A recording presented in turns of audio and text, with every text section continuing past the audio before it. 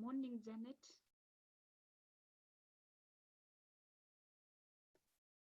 Hello.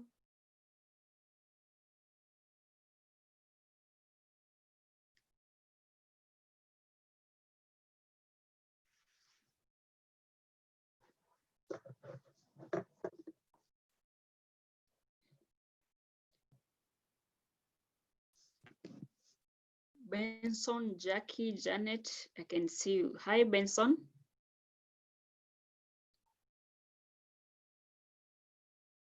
Benson, are you there?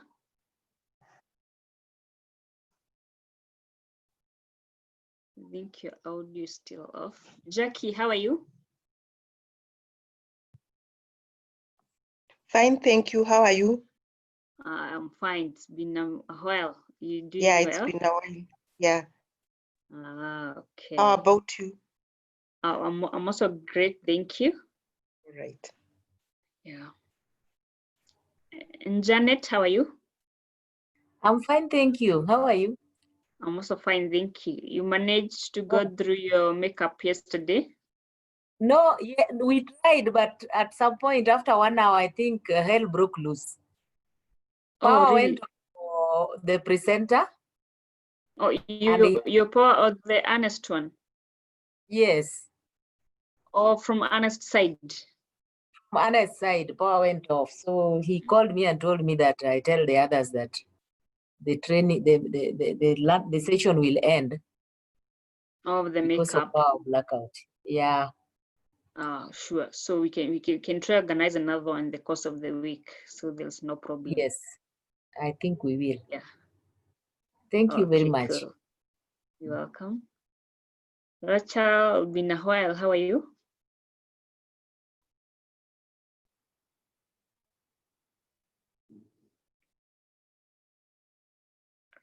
Rachel? Hello. Yeah, how is that going? It's okay. How are you?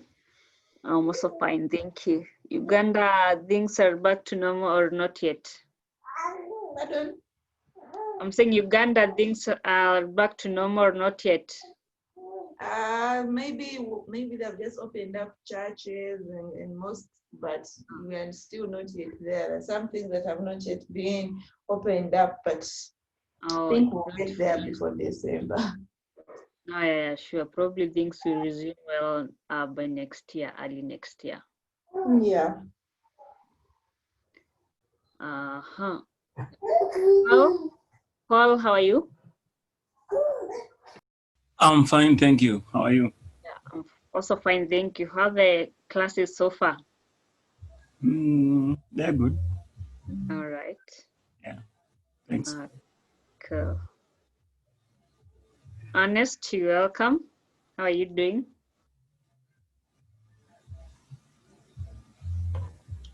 Yeah, thank you. Yeah, I'm doing well. Cool. So Janet was telling me yesterday our power went off. Yeah. But now you got power. Yeah, it came back. All right, cool. Okay, so I think you can just give some more guys around a few minutes and then you can start off. Okay. So you organize with Janet, you can do a makeup in the course of the week to finalize, or you're almost finalizing? Yeah, only a small bit was left. Okay. Okay, so I shall try cover that later.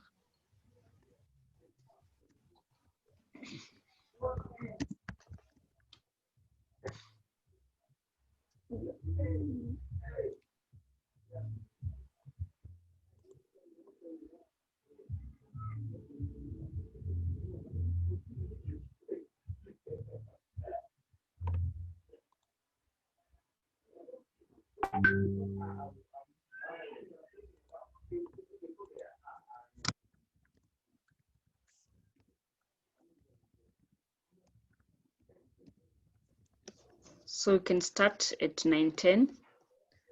So meanwhile, you guys have been able to do the exam? Any challenges on the portal?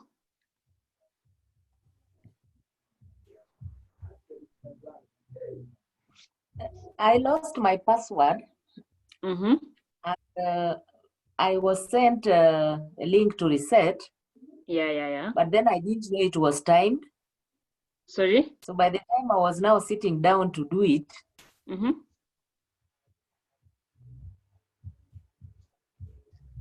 at the 60 seconds or something. Oh, So I didn't do the it. link had kind of already expired. Yes.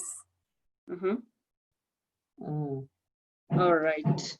So you need another link so that you can be able to reset that, because we changed the site. So you also need Yes. to reset. Yeah. Yeah, Okay, but now maybe after classes. yeah, of course it's after classes. So at least I've noted that down. So we will sort that. Okay. Yeah, Thank you. Benson, do you have any challenges so far?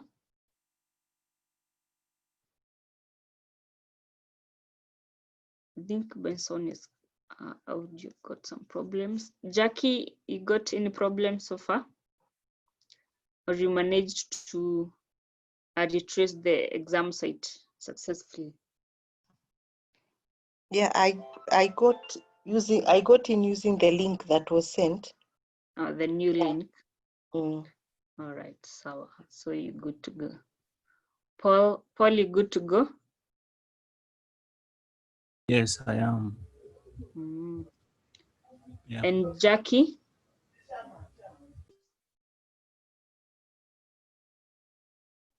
Yes, I am. Cool. And Rachel, you're also good. Yeah, I am. Fine. So it's only Janet. That one we will sort out. And you'll have it in the course of the week, next week.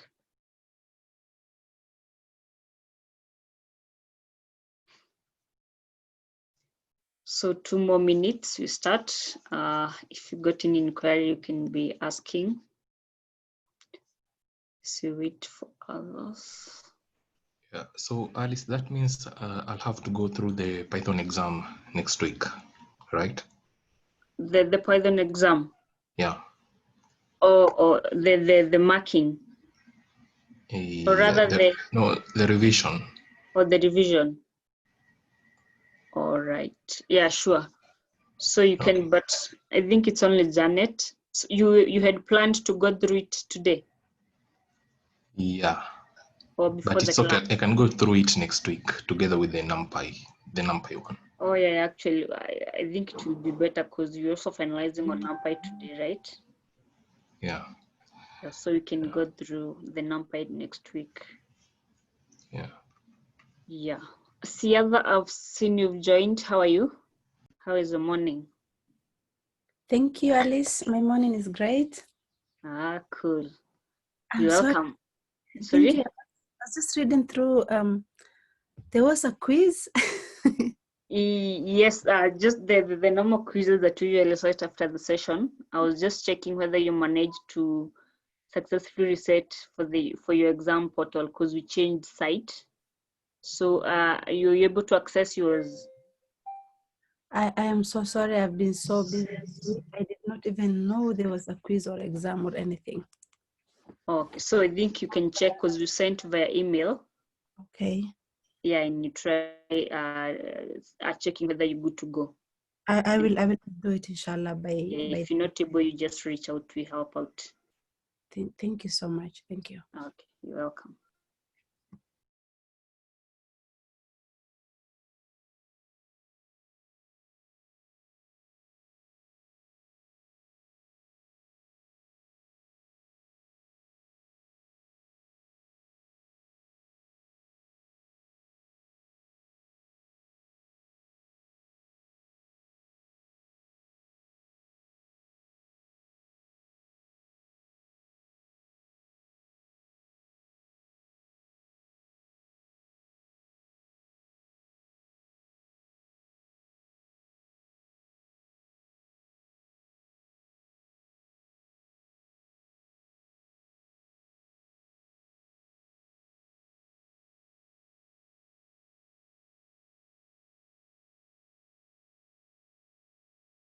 Just a minute. Ernest, You can continue.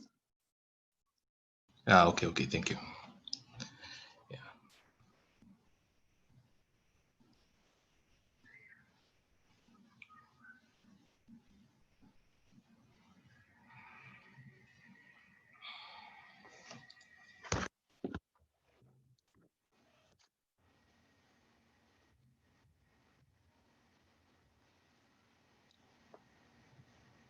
Yeah. So so last week we introduced NumPy. We finished off with Python programming language. We went on to NumPy, and we said NumPy is a Python library or a Python package that is specialized to deal with arrays and operations on the same arrays. Sorry. And so we saw that for you to be able to use NumPy, the first thing you have to do, you have to import it into your notebook. And how you import it is by using the keyword import NumPy, and then you provide it with an alias as NP.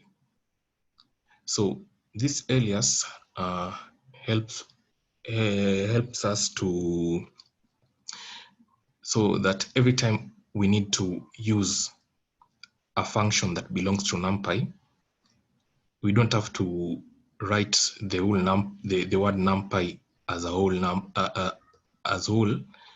in that we can use NP instead of that. So every time we need to use a function that belongs to NumPy, we use NP instead of writing NumPy. That's the importance of the alias NP. So the next thing we looked at was arrays, and we said that we have different types of arrays depending on their dimensions. So we have one-dimensional arrays, we have two-dimensional arrays, we have three-dimensional arrays, we have many dimensional arrays up to the nth array. So we can have 4, we can have 5 dimensions, but for us here, we'll be dealing with one-dimensional array and two-dimensional array in that. And we saw that we had different ways in which you can create arrays in NumPy. One of the ways is that we can create arrays from Python list. And to do this, we use the array method. This is the array function that belongs to NumPy. And so for you to use the array function, in this case, it's a function or a method, it's okay. So whenever you want to use the array method, you have to fetch it from NumPy. And how you fetch it from NumPy is by writing out np.array. So this indicates that we are getting the array method from NumPy. And by doing this, you can pass in a list into the array method, and it will be converted into an array in that case. And we saw that one-dimensional arrays in NumPy are also called vectors. And so vectors or one-dimensional arrays are created from a simple list in Python. After that, we looked at two-dimensional arrays, and we said two-dimensional arrays are called matrix in NumPy. And for you to create a matrix in NumPy, you create them from a list of lists. That is a level 2 list. In this case, we have an outer list, and inside the outer list, we have two other multiple lists. And so this shows that we are using a two-level list to create a two-dimensional matrix. And the same way we did for one-dimensional matrix, you just have to pass in the list of lists into the array method, and it should be converted into an array in that case. down here. And we saw that arrays have attributes, and we said that attributes are used to they're just features or properties. They give us the properties or features of the array. In this case here, we wanted to see how many dimensions this array has, and so we use the ndim attribute to get the number of dimensions that the array has. So ndim gets for you the number of dimensions of the array. Then we also have shape. Shape gets for you the structure of the array in terms of the number of rows and columns it has. And so in this case, our array has 2 rows and 4 columns in that case. Next, we also looked at briefly at 3-dimensional array. And we say that for 3-dimensional arrays, we create them using a list of lists of lists. That is a 3-level list. We have the outer list. We have two other lists inside the outer list. Then inside the multiple lists, we have other lists inside them. So we have 3-level lists here. And so this is what we use to create a 3-dimensional array. Okay. So we saw that we have other ways in which we can create arrays directly using NumPy methods. And one of the way was the array method again. In this but this time we pass in, we create a list directly inside the brackets of the array method. By doing this, we don't need to have a predefined list that we convert into an array. We can just create a list inside the brackets of the array method, and that will result into an array being created. This same applies for 1-dimensional arrays, for 2-dimensional arrays, and 3-dimensional arrays. The next we saw was arrange. And we arrange, it creates evenly spaced values within a given interval. And so we saw that these are the different methods in which we can have values generated for us in array creation.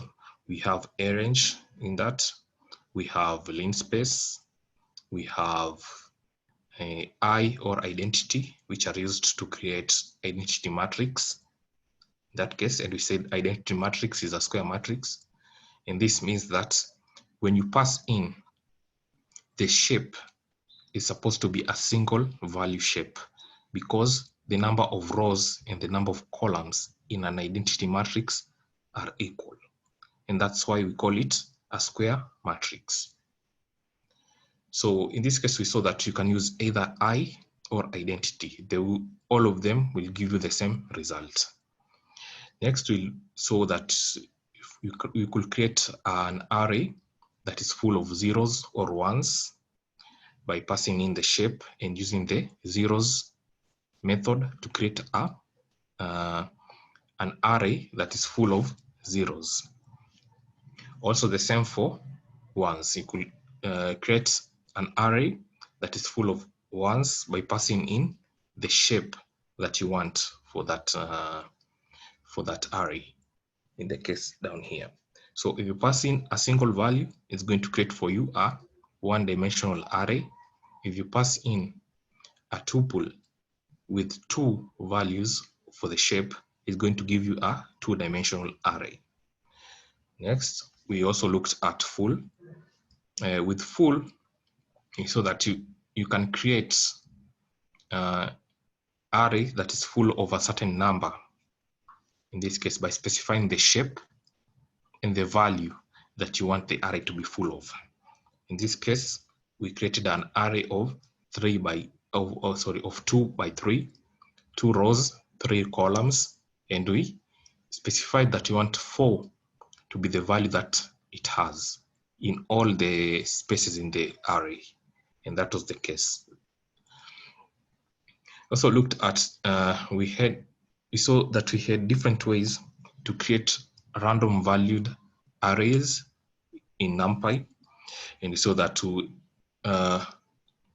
we have the rand method for that. And note that all the methods that come under the random valued arrays creation belong to the random submodule in NumPy.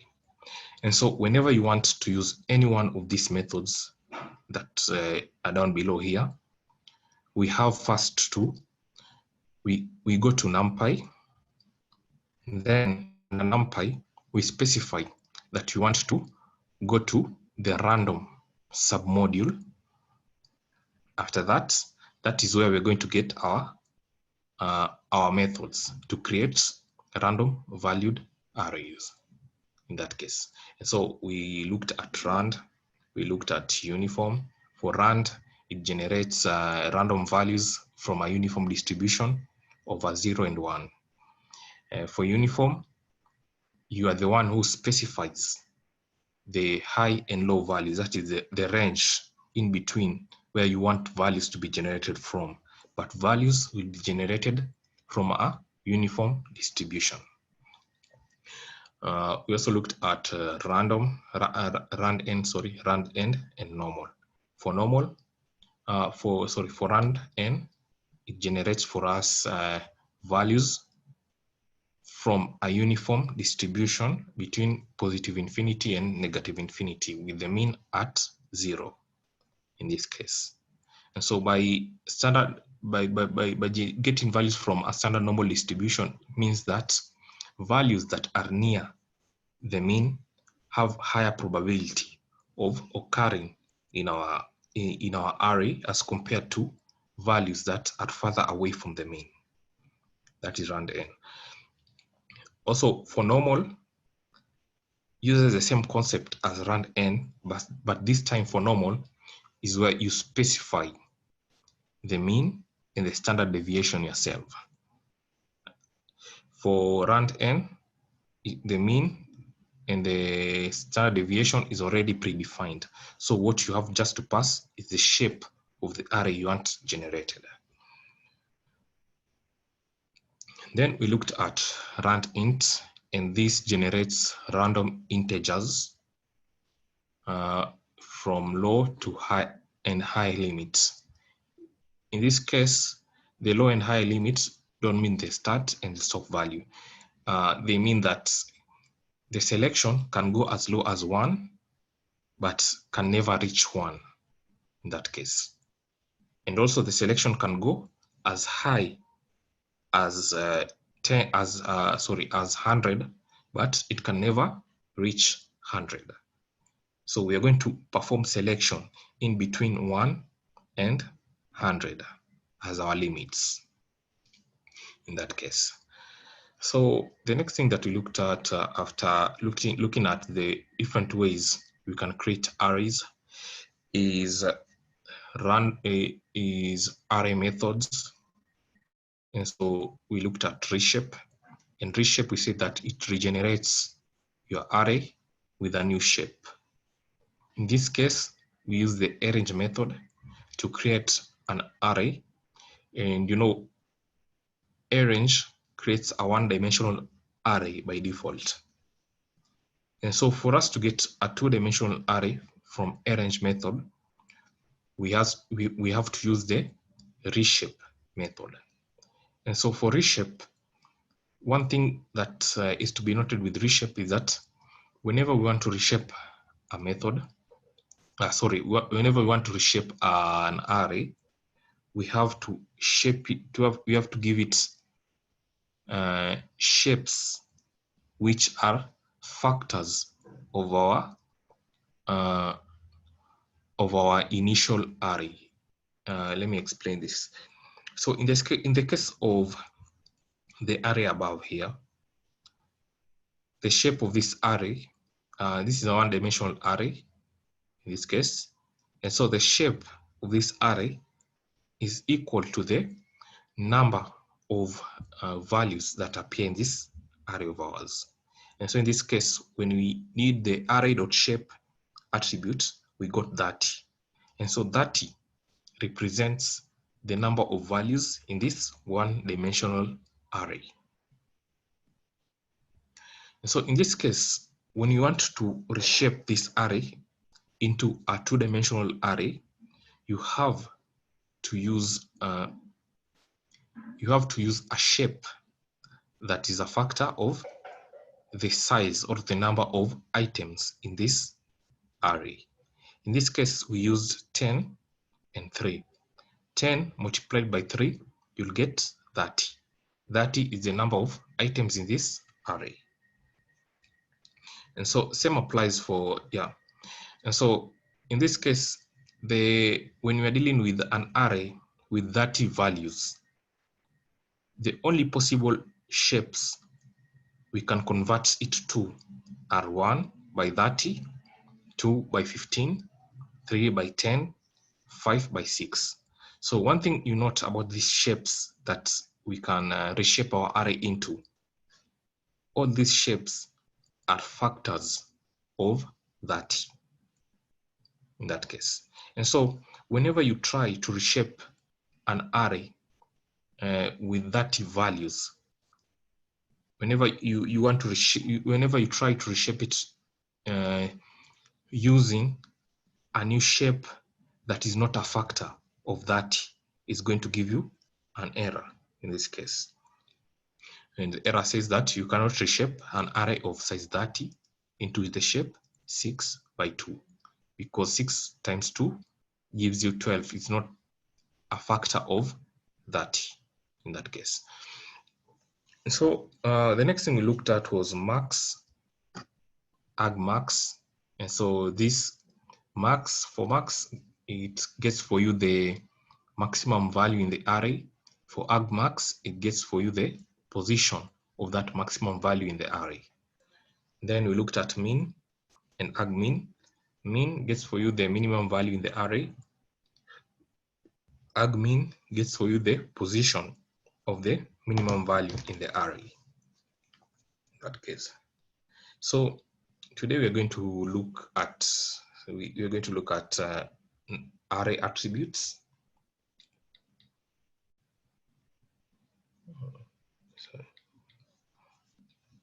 We are going to look at array attributes.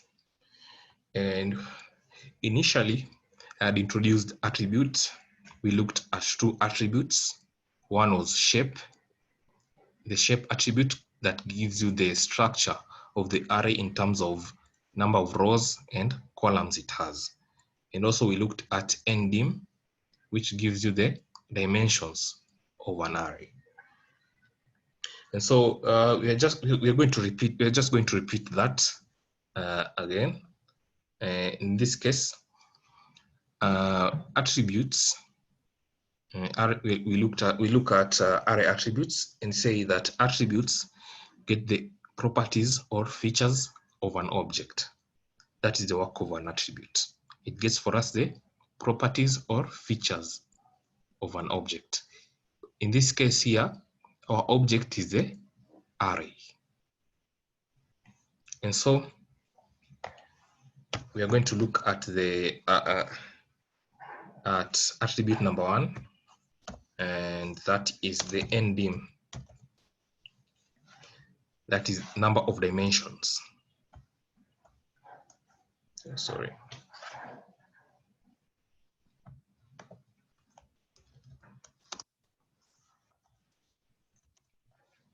Ndim. And so ndim, as we defined, gets for you the number of dimensions of an array. Number of dimensions of an array. And so to use it, let me, I'll have to run all cells again.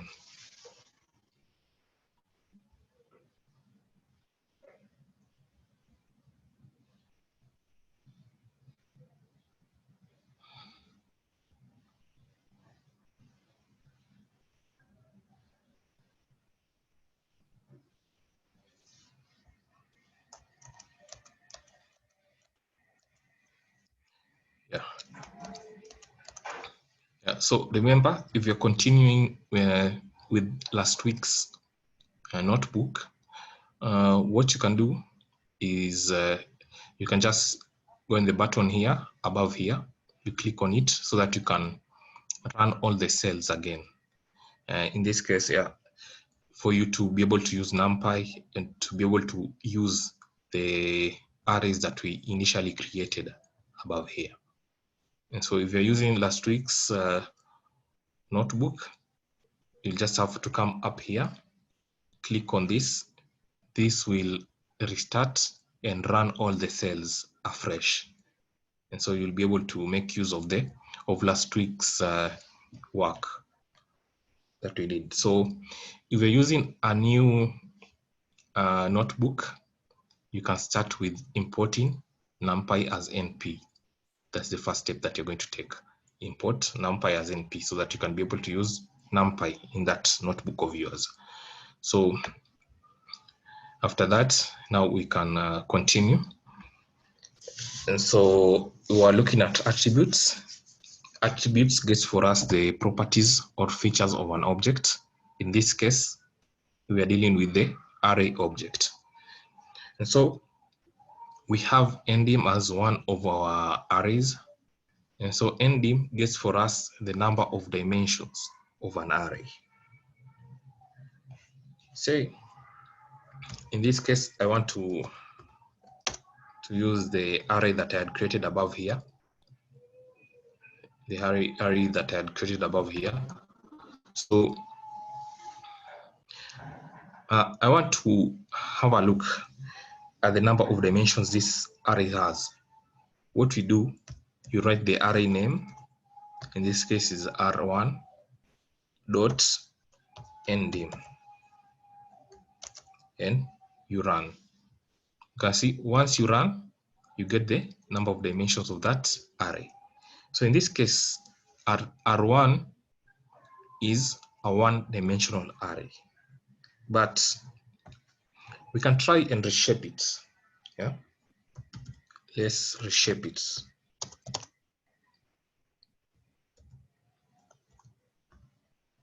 Dot reshape. Let's reshape it and give it the value to a new shape 10 by 5 in this case. So what is happening here is that I'm going to reshape this array, and now it will have a new shape of 10 rows and 5 columns. Let me just, yeah. In the case of the original array above, let me just reshape, yeah. In the case of the array above, you can see the shape is one dimension of 50 values.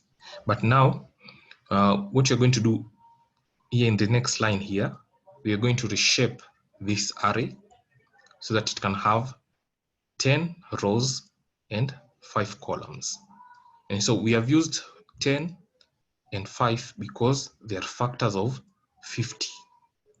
And 50 is the number of values that we have in these arrays. And so by doing that, we are going to get an array with 10 rows and 5 columns in that case. And so let's say I want to get the dimensions of this array that I've created down here. How we do it, right? Again, the array name dot ndim. And so when you run that, you're going to get 2. And so this indicates that this is a 2-dimensional array that is here. And so you can note that you can see the difference between 1-dimensional array and 2-dimensional array in these 2 examples here. 1-dimensional array is enclosed using one pair of the square brackets, while 2-dimensional arrays have a pair of square brackets for each row that we have in it. And we have another pair that encloses the whole the other square pairs inside the array in that case. So this is a two-dimensional array and this is one-dimensional array, as you can see. So next we are going to look at another method called shape.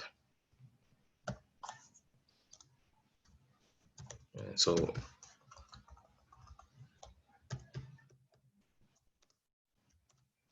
let's look at shape. And what shape does, it gets for you the structure of the array in terms of the number of rows and the number of columns it has of the array. Sorry, gets the structure of the array in terms of number of rows and columns it has. And so for shape, let's go back to our initial array that we had above here, this array of ours. So we want to get the shape, that is the number of rows and columns that this array has. How we can do that? By writing out the name of the array dot shape. Then when you run, we get 10 and 5. So 10, the first value in that bracket indicates the number of rows. The second value in the brackets indicates the number of columns in that array. Next, we look at another attribute, number 3. And that attribute is dtype. And so what dtype does is that it gets the data type of your array items. It gets the data type of your array items. And so one thing, okay, first let me just write the definition first. So gets the data type of your array items. Yeah, so that is dtype. And so one thing to note about arrays is that arrays only hold values of the same data type. So arrays only hold values of the same data type. We can't have an array with string values and integer values in it. So arrays hold data of the same type.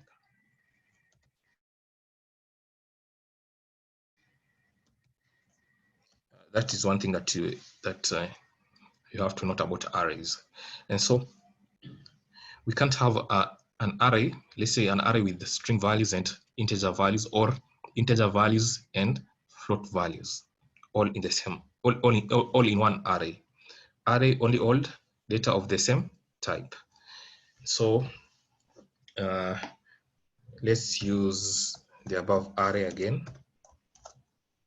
In this case, yeah. So we want to have a look at the data type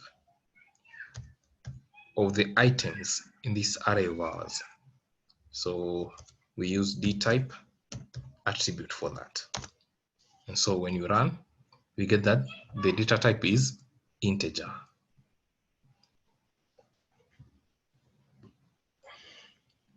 Next, we are going to look at array indexing. So now we are done with array attributes. These are the most commonly used attributes: ndim, shape, and dtype for data types. So now we are going to look at array indexing, slicing, and selection. So it's a new topic: array indexing, slicing, and selection.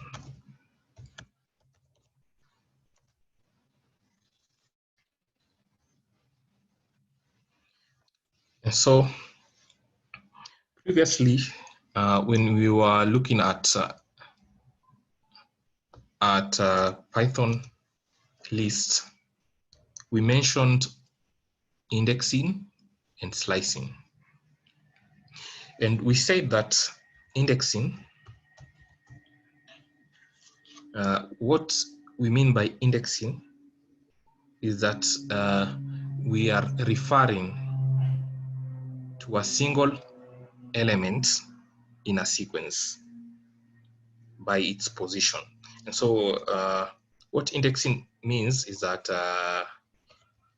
it means, or we can just have a definition here. It means we are referring to an element of a sequence by its position.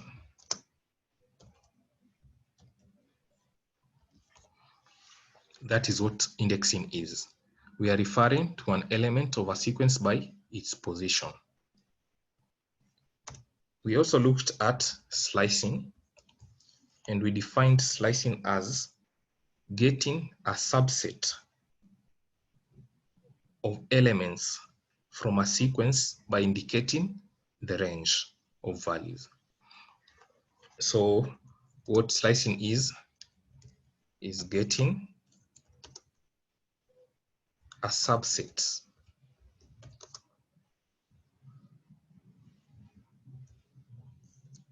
of a sequence by referring to the range.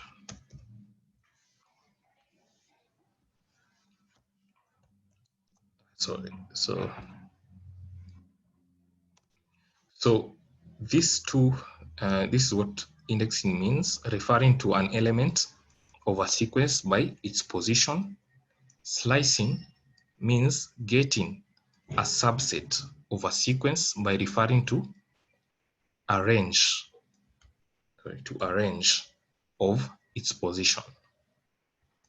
And so using indexing and slicing, we are able to perform selection.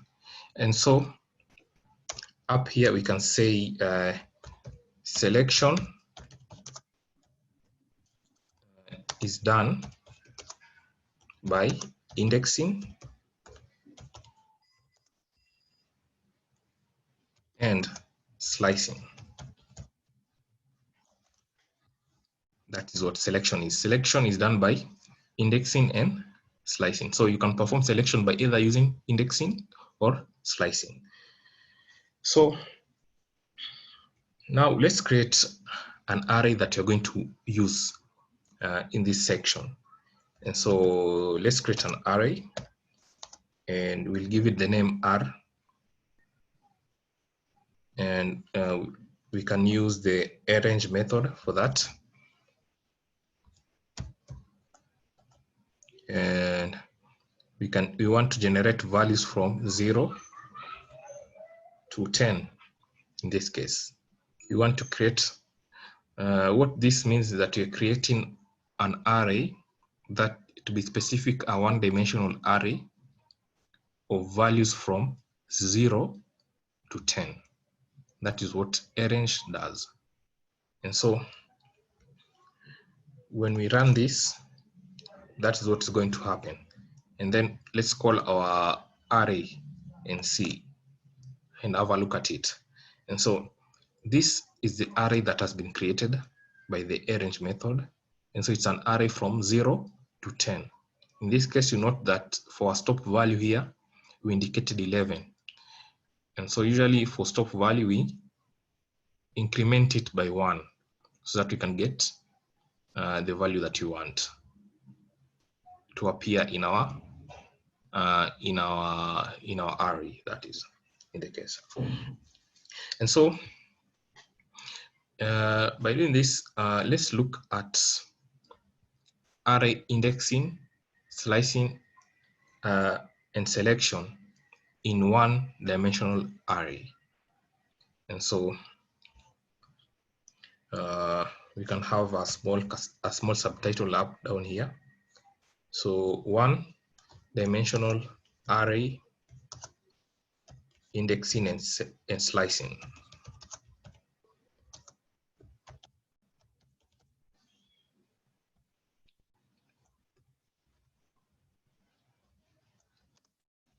So one-dimensional array indexing and slicing. Remember that we have created a one-dimensional array above here. And so that's the array that you're going to use. That's the array that you're going to use for this portion. So one-dimensional array indexing and slicing is similar to what we did in Python list. Except that there are some minor differences which make NumPy much better in doing slicing and indexing, which you're going to look before we finish up with one-dimensional array indexing and slicing, that is. So let's look at how you can perform indexing first. Let's start with indexing first. And so indexing. So how to perform indexing? Let's say you want to select the value 2 in this array of ours. How do you go by it? So remember, you write the array name. After the array name, we have the square brackets. This indicates that we are performing indexing, the square brackets. After that, we have the position of the item that you want selected from the array. So in this case, I want to select number 2 from this array. So what we pass in as the position is, remember that in Python, we start counting from 0. Let me just create another.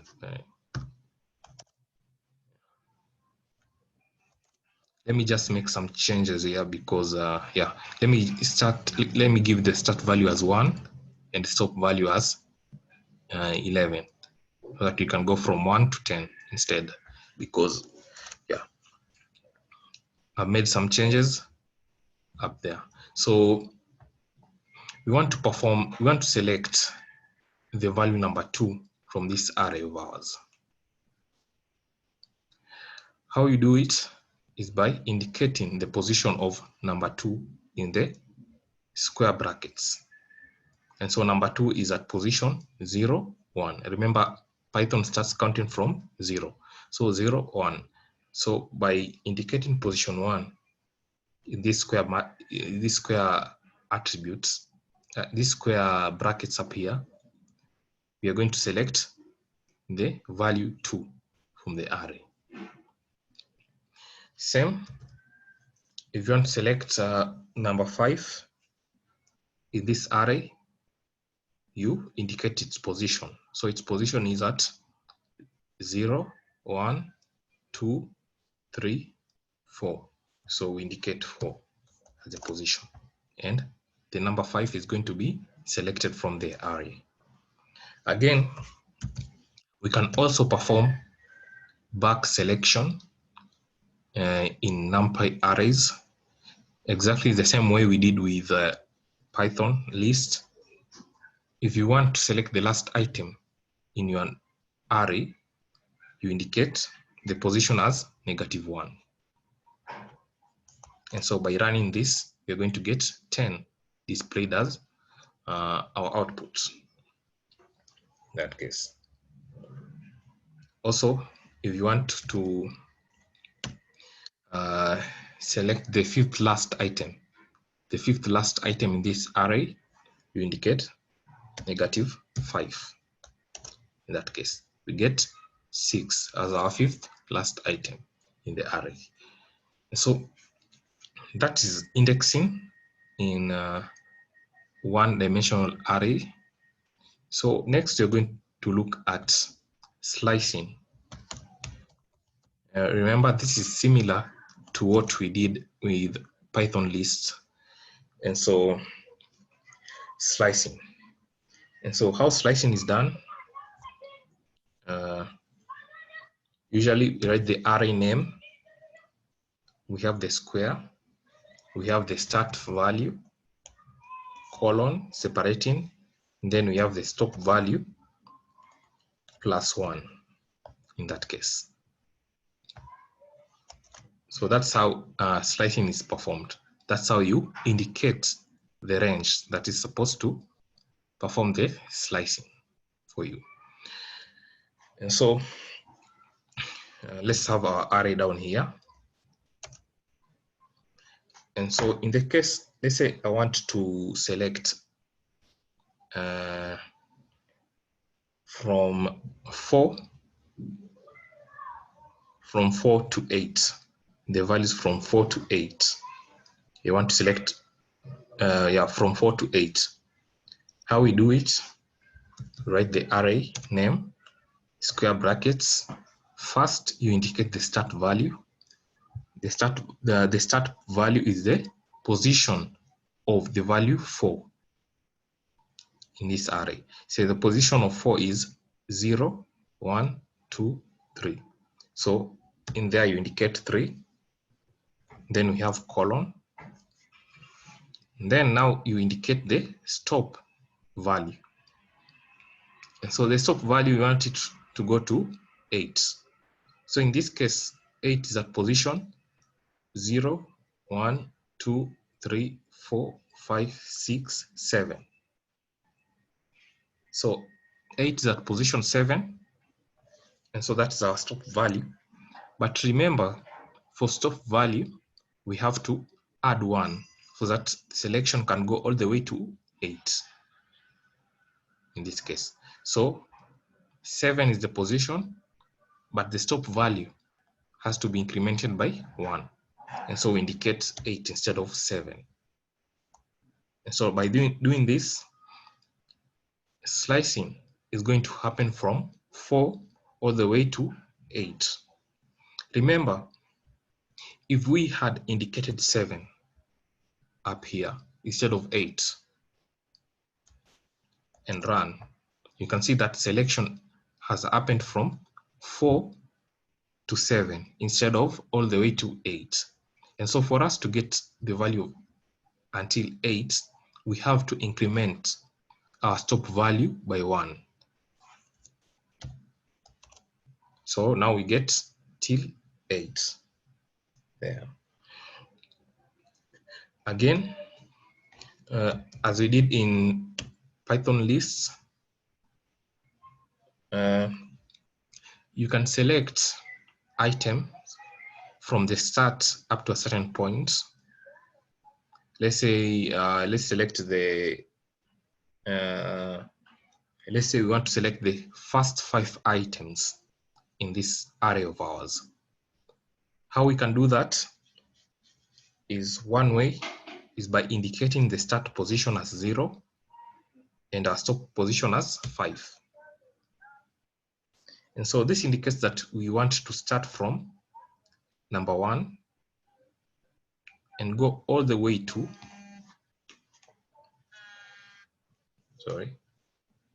go all the way to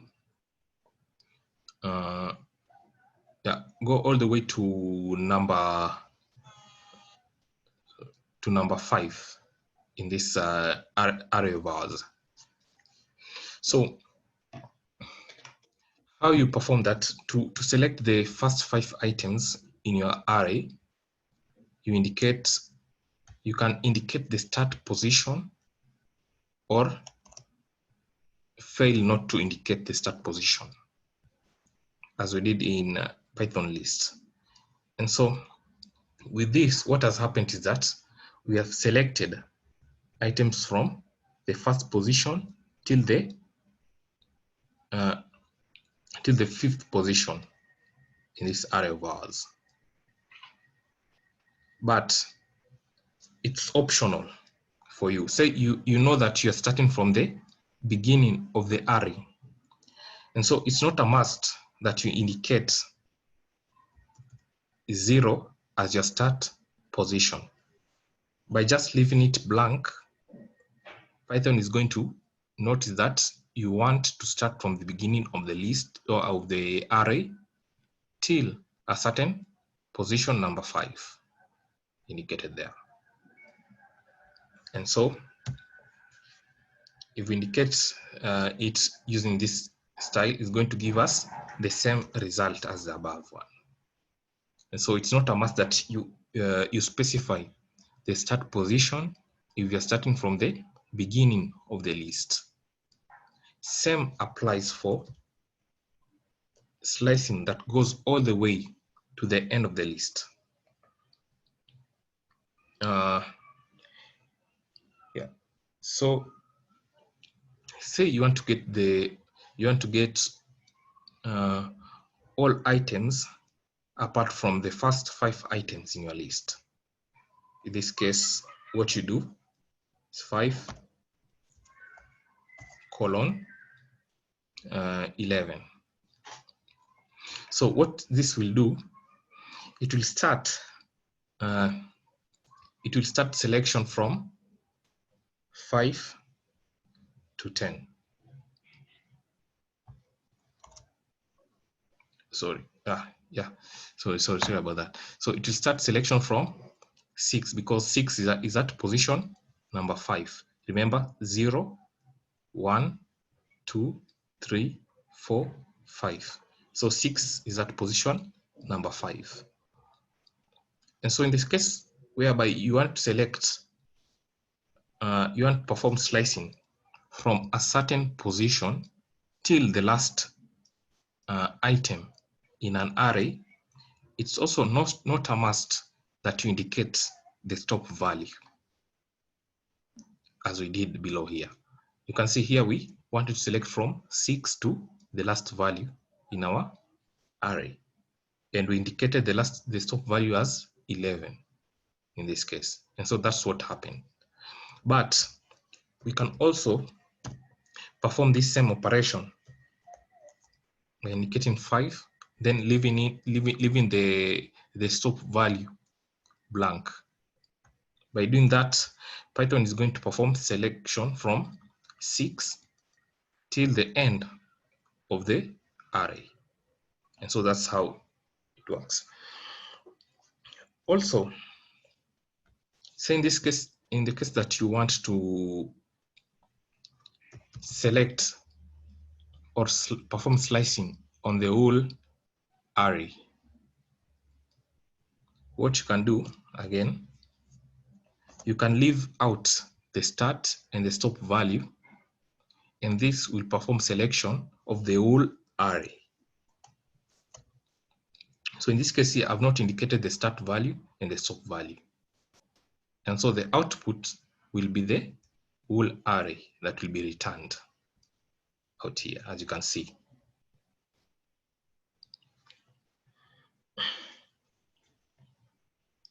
And so now to add on to slicing, we are going to include a third parameter into our square brackets.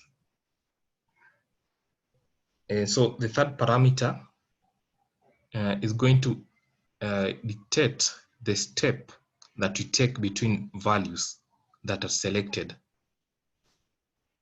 So what do I mean by this? Say in this case, we have array, and we want to select, let's select the whole array. So we want to start from the start till the end of the list.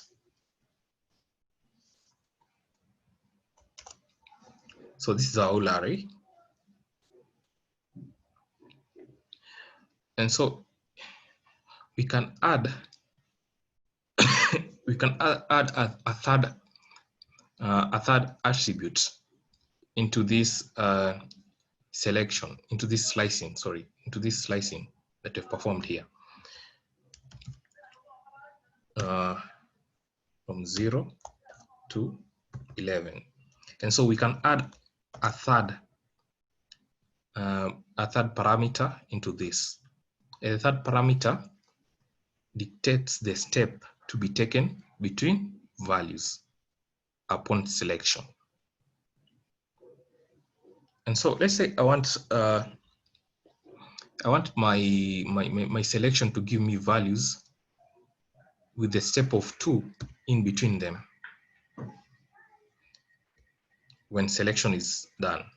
And so when I run this, I'll get an array that looks this way. So what has happened here is that when selection was happening between 0 and 11, we took a step of 2 between values, in between values. In this case, we started with 1 and went 2 steps to the next value. So in this case, from 1, we took 1 step to 2 and another step to 3. So we gave out 3 as our next value in this case. So we took 2 steps from 1. So 1, 2. So the next value that will be given out will be 3. From 3 again, we took 2 steps, 1, 2. And so 5 was given out as a result.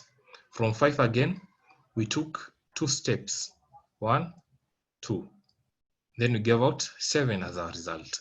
From 7 again, we took 2 steps, 1, 2. Then 9 was given as our result.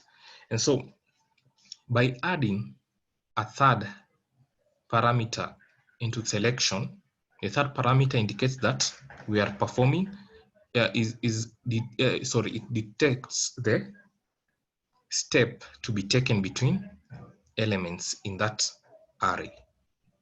By default, we can just perform this. By doing this, remember, we are selecting the whole array. It's the same as the above. It's the same as just indicating 0 to 11 by doing this, because we want to start from the beginning to the end of the list, of the array, sorry. Yeah. So remember, by default, usually we have a step of 1. So let me just indicate 0 and 11. Yeah.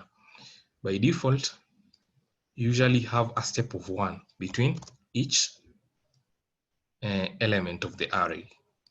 And so that's what we have by default, a step of 1. But you can have a step of 2, a step of 3 between items. And so a step by 1 is in case that from the first element, we take 1 step to the next. From the second element, we take 1 step to the next. But for this, we take 2 steps to the next element that we give out. Also, with step,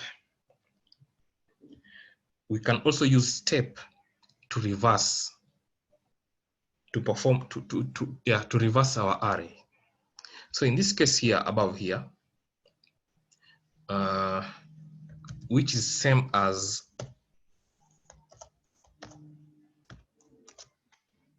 this is same as this, in this case, say I want to reverse this array of ours. How you do it is array,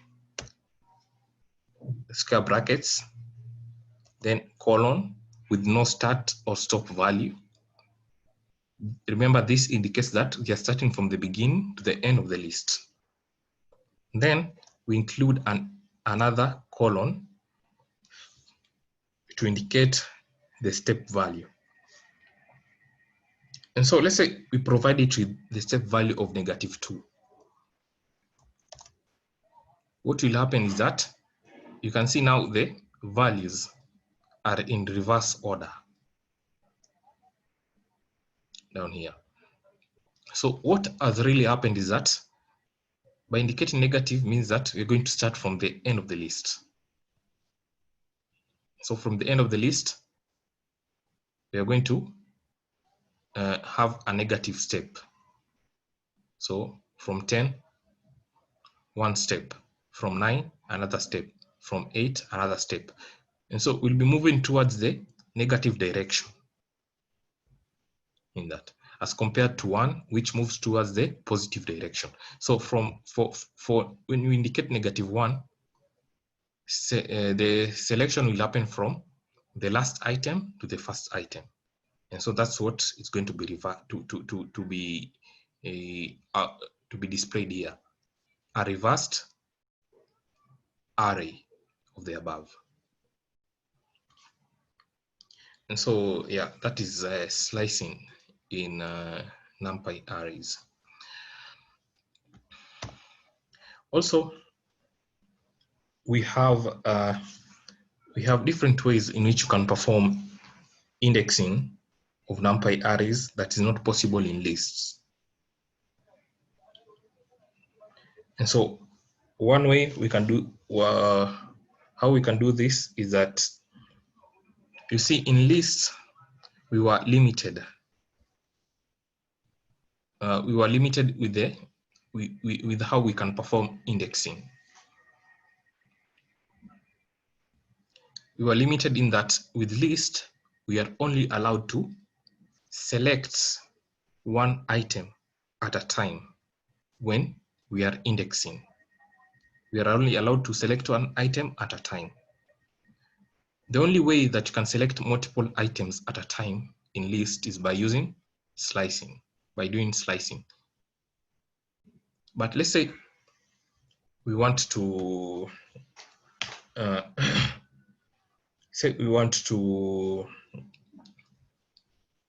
index multiple values of an array. So let's say indexing multiple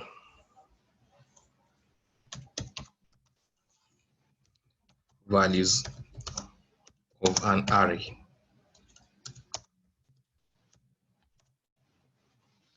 So let's again use our array here. So let's say in the case whereby we want to perform indexing, we want to select multiple values from this array of ours. Say I want to select 2, 5, and 8. 2, 5, and 8. And so this is possible in NumPy arrays. How you do it is by passing in a list. You pass in the square brackets that we have for selection, you pass in a list of the positions of the values that you want selected. In this case, I want to select 2. So the position of 2 in this array is 1. Again, I want to select 5. The position of 5 in this array is 4. We indicate it there. And again, I want to select 8. And so the position of 8 in this array is 7. And so by doing this, you see I've passed in multiple values for selection, for indexing. So when I run this, see I can get my values 2, 5, and 8. Let's try that out with lists and see. So let's create a list. Square 1, 2, 3, 4, 5.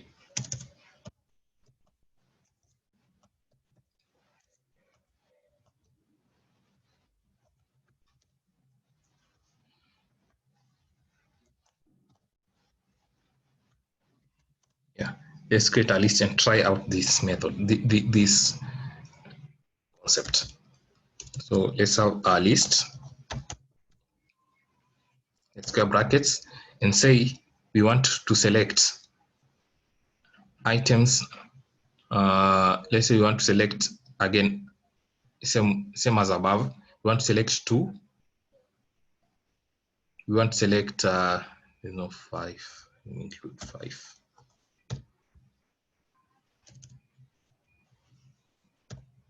Yeah.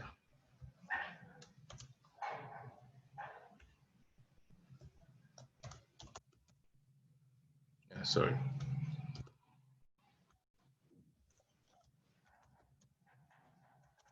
Yeah. So that's our list there. And so let's say in this case, I want to select the item 2, 5, and 8, the same way that we did above here with arrays. So let's have a look and see if it's possible for us to perform that kind of operation. Say I want to select 2, which is at position 1. Again, I want to select 5, which is at position 4. I want to select 8, which is at position 7. So I've passed in a list of the positions of the items that I want to select. And so when I run this, I'm going to get an error because this kind of operation is not possible to lists. But with arrays, we can perform indexing of several values at one time. So in this case, I want to select 2. I want to select 5. I wanted to select 8. And so I was able to perform all that by passing in a list of the values that I want selected from the list, from the array.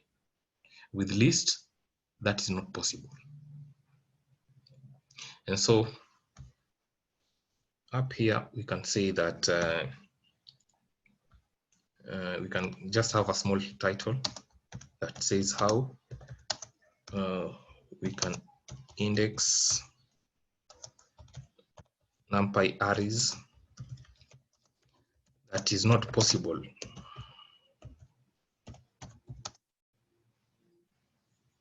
in lists. So one of the ways that we can perform indexing in NumPy arrays that is not possible in list is by indexing multiple values.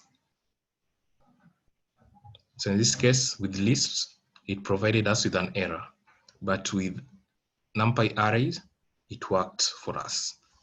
And so we can have, let's have lists.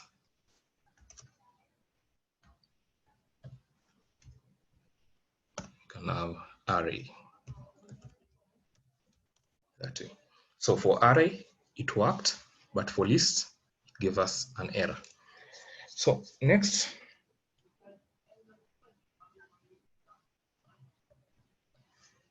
another way that NumPy array differ from list is that we are able to set values using index range. And so let's have NumPy arrays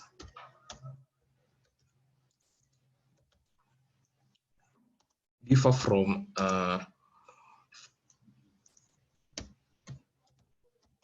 on lists.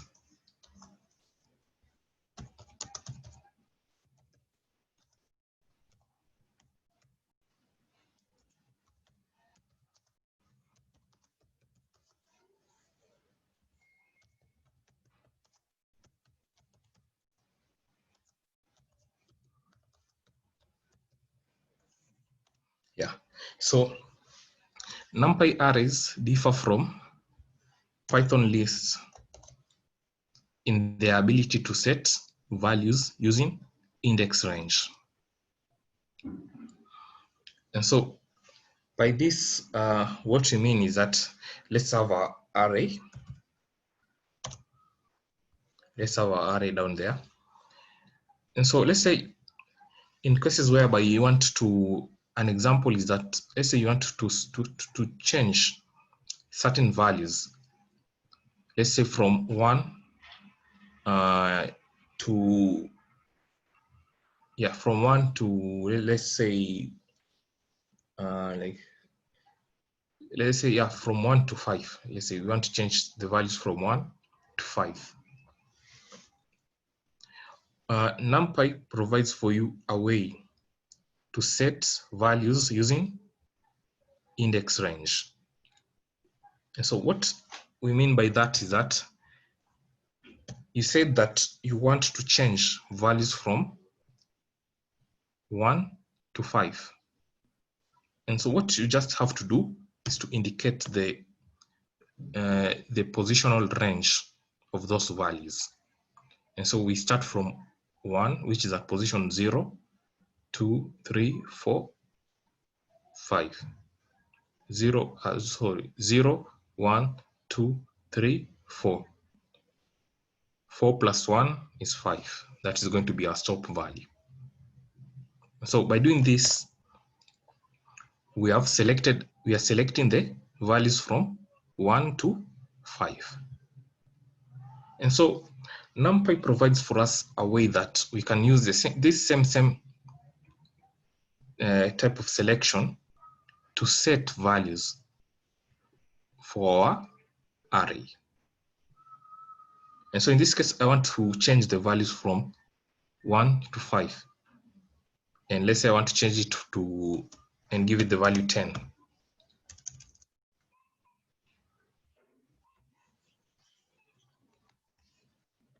Let me just have it down below here. So I want to change it and give it the value 10.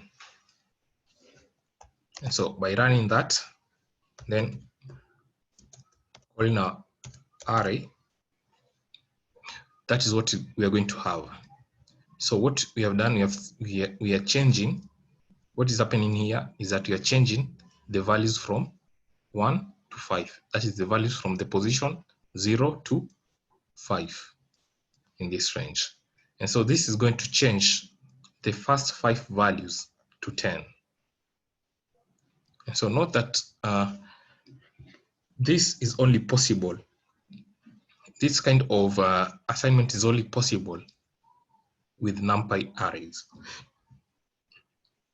Let's have our list and try it out and see what will happen. So there is our list. And let's say in this case, I want to change the values, the first 5 values in this array. Let's try it out again with the same style that we did with the arrays above. We have a list square. We want from 0 to 5. So this is the values that I want to change.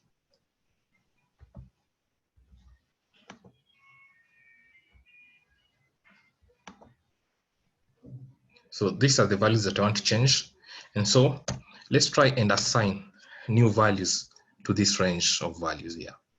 And so let's say I want to change to 10 again and run. You can see we get an error when it comes to list.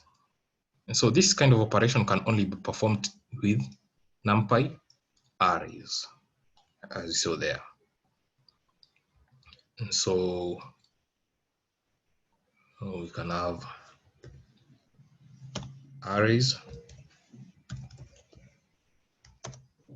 we can have lists.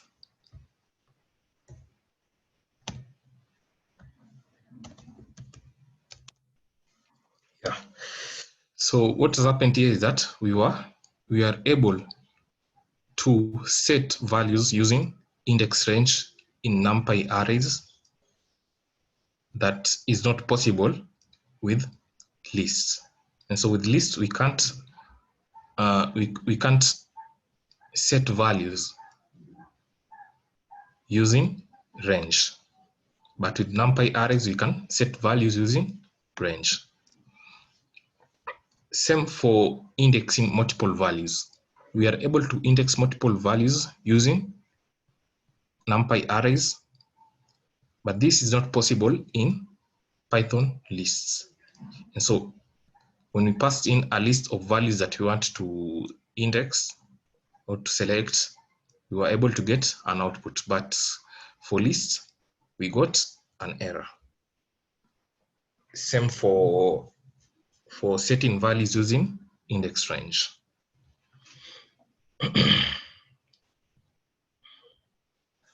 Yeah. So something to watch out for. Something to watch out for in array manipulation is that simple assignments do not make a copy of an array object. So we can just create an array as an example. Let's create an array for this example. np.arrange. We want values from 1 to 11 again.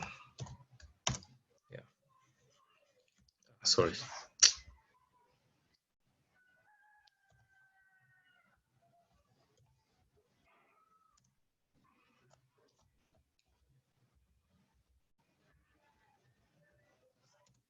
So this is something to watch out for.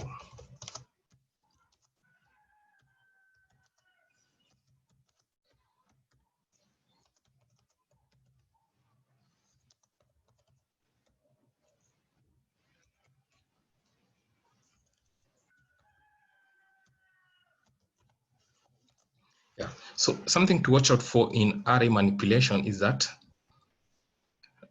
simple assignments don't make a copy of an array. So I want just to illustrate this by using an example. Yeah. So that's the array that's our array here. And so say we want to make a copy of this array. Yeah. So in this case, I want to try out some concept, and I need to make a copy of this array so that I can make be able to make changes to my copy of the array instead of my original copy, my original array. So I want to be able to make some changes to my to a copy of this array, but I don't want the changes to affect my original array. So one way to do this is that you can make a copy of your array. You can make a copy of your array by using simple assignment. By simple assignment, we mean that by doing this kind of operation. In that, what is happening here is that the value of R is going to be the value of R is going to be given to R copy. In this case, that is what simple assignment means. So simple assignment is performed by using the equal sign, whereby we are giving the value of R to R cop. And so down here, when you call R cop, it's going to have the value of R. Remember, R was our array that we created. And so we did simple assignment to make a copy. And so by doing simple assignment means that the value of R is going to be given to R cop. And that's what happened. Now we have R cop having now the array that you wanted. So this is one of the ways that you can make a copy of an array. So maybe I can write above here, making a copy using simple assignment.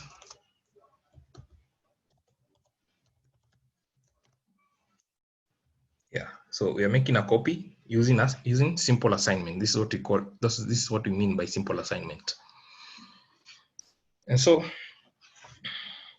one thing to note about NumPy arrays is that simple assignments do not make an explicit copy of your array.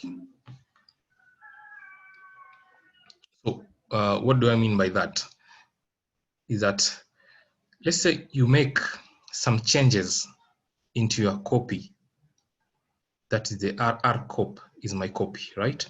So let's say I make some changes in R cop. Those changes are going also to appear in R, in my original array, that is R. We can try this out and say R cop. I want to change the first 5 values in this array, in this copy of our array, and give it the value 55, let's say. And so let's call copy of the array.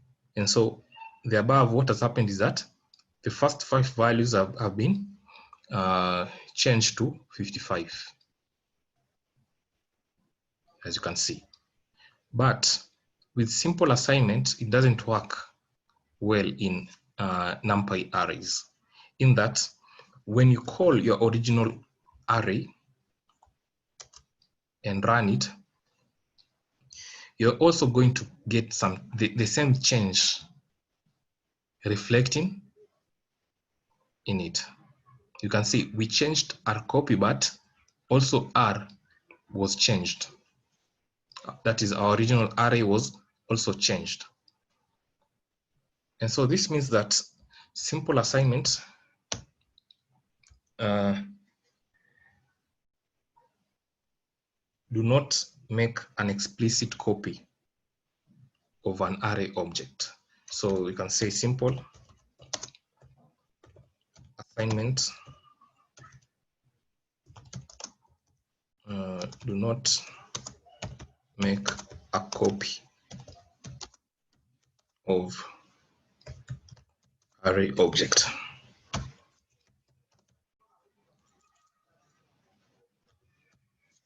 So instead, what is happening here is that, instead, it still points at the same memory location.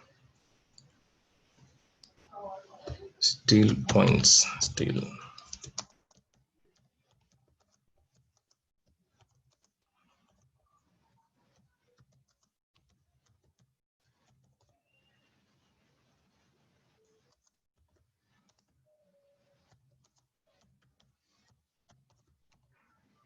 Yeah.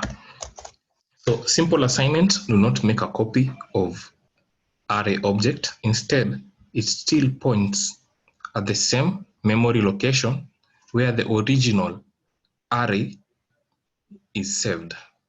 And so changes made on your copy here will reflect on the original array.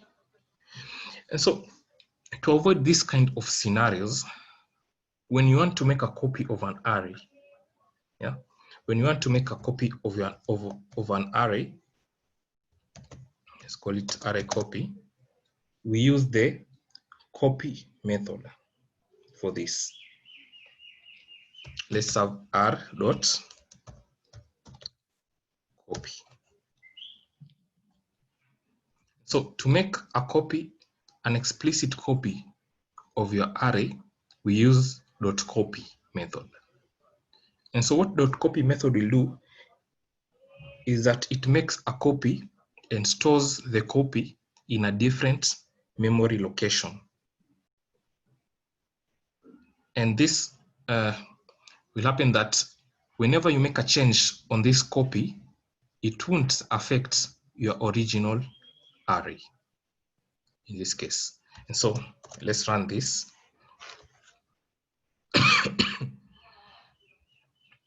We have first to recreate.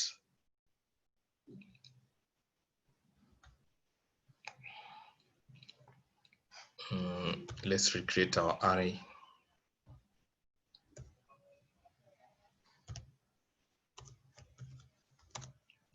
So let's recreate our array down here first.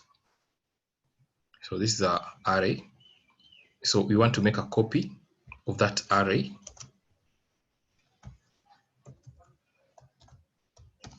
Copy.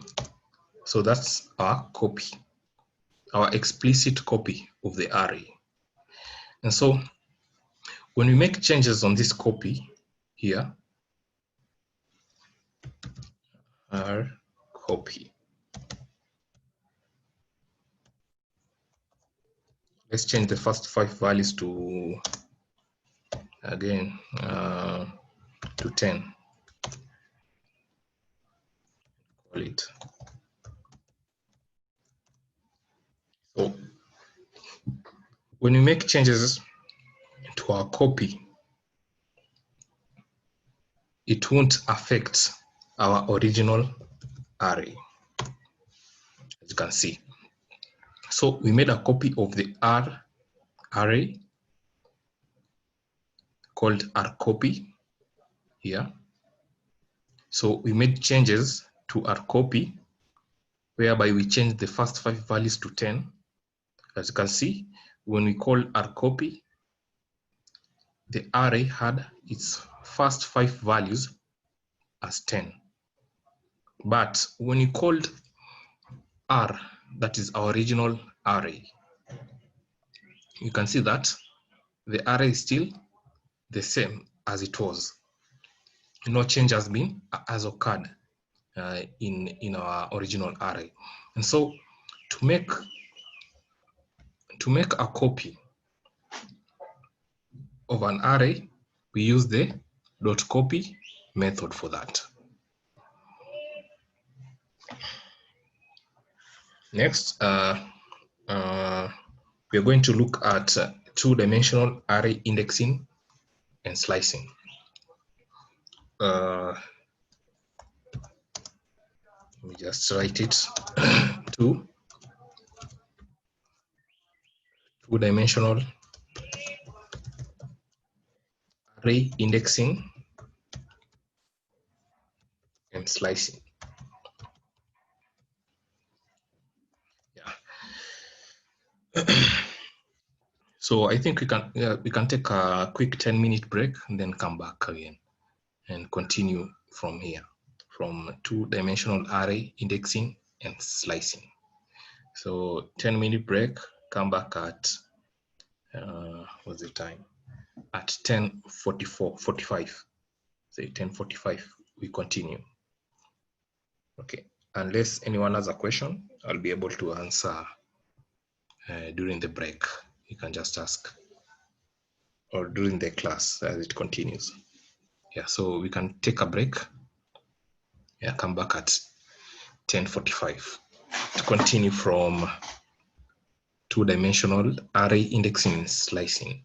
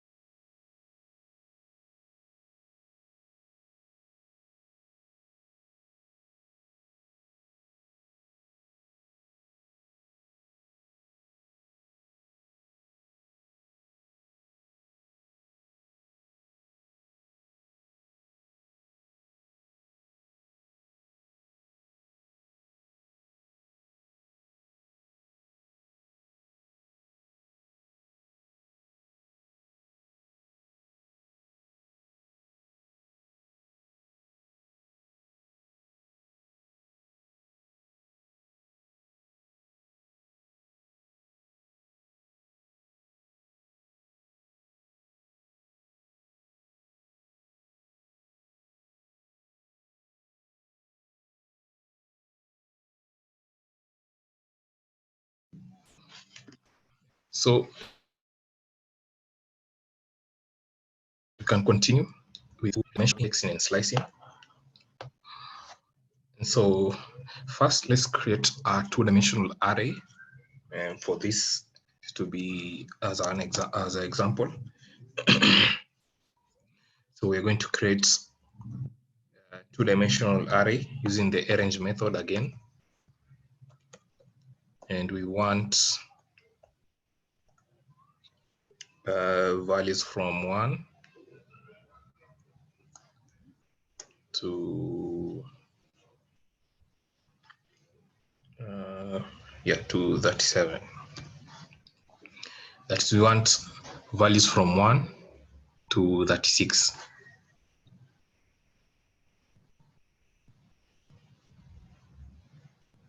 And so, sorry. So,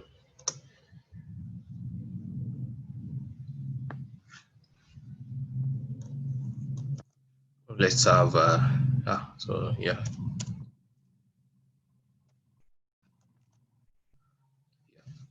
So we are creating an array with values of 1 to 36. And so, yeah, one thing that you note about this array that I've created is a one-dimensional array. And so from np.arrange, usually we get one-dimensional array. So for us to get a two-dimensional array, we have to reshape. And so we have to reshape our array. So we use the reshape method to do that. And we are going to reshape our array to have 6 rows and 6 columns. Because just before I do the reshape, first maybe we want to have a look at the size of our array. That is, the size is an attribute that gets for us the number of items in that array. And so we see that the array that we've created above here has 36 items. And so this means that this helps when performing reshape, because now we know that we have to use reshape values which are factors of 36. And so in our case here, we are going to perform reshape on this array, and we want to reshape it to 6 by 6 array. That is 6 rows and 6 columns. And so that the changes can be applied to our array, we reassign the reshaped array back to our to our variable r. And so what this does, it applies the reshape permanently to our new array, to our array.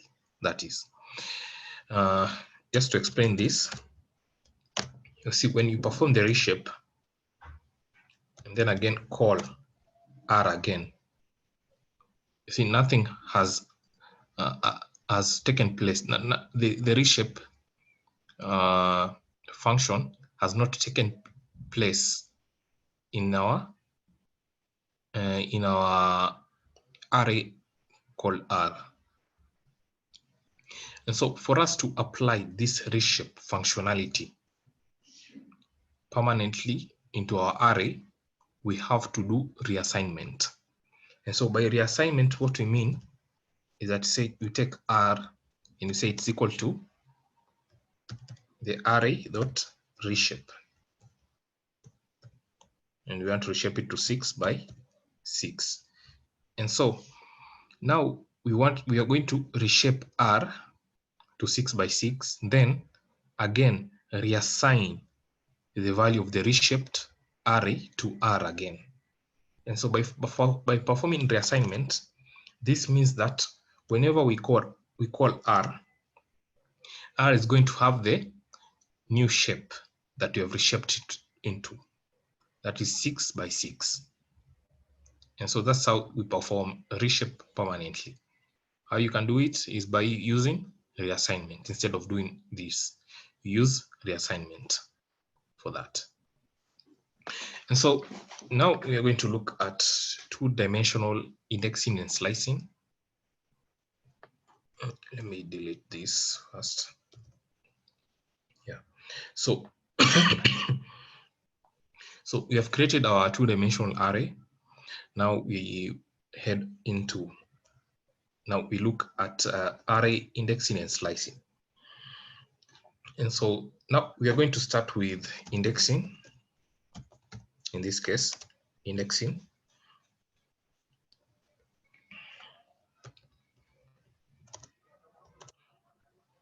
So indexing, indexing in two-dimensional arrays uses the same concept as for one-dimensional array and list. The difference is that for two-dimensional arrays, you have to cater for the rows and the columns. And so let's say in the case that you want to index or to select a single value from this array of ours, from this two-dimensional array, you have to, when performing indexing, you have to provide for the row, the position of the row, and the position of the column of that single item. And so usually the general format is usually we have R, then the row, the position of the row, comma, the position of the column of that single element.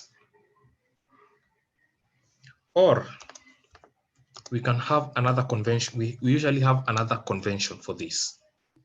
You can have the array name, one pair of the square brackets with the row position of the item, and another square brackets with the column position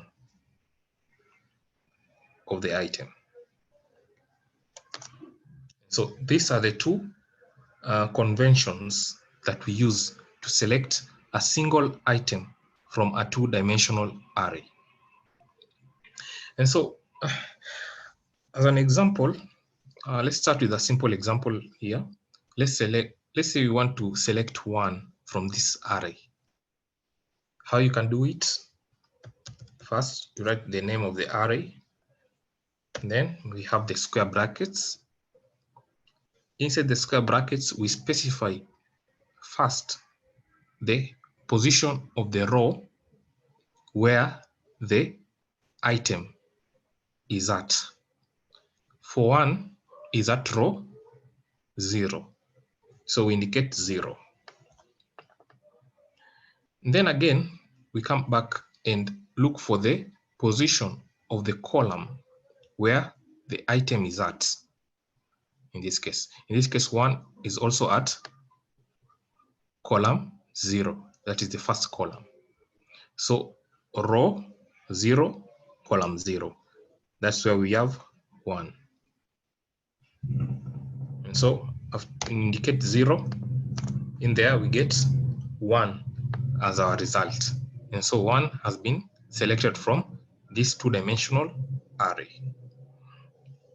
Again, you can use also this other convention where we have the two separate square brackets, where the first one takes in the position of the row where the item is at, and the second one takes in the position of the column where the row is, where the item is at. And so both work the same way. But in this case, we usually recommend the use of a single square brackets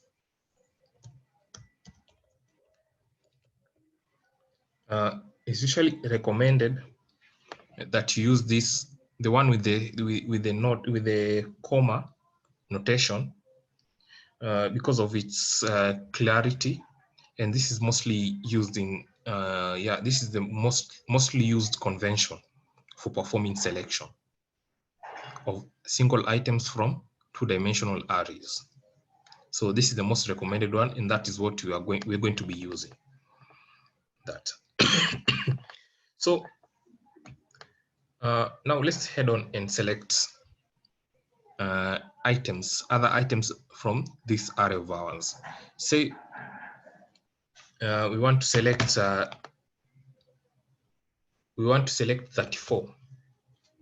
Oh, sorry for that. Yeah.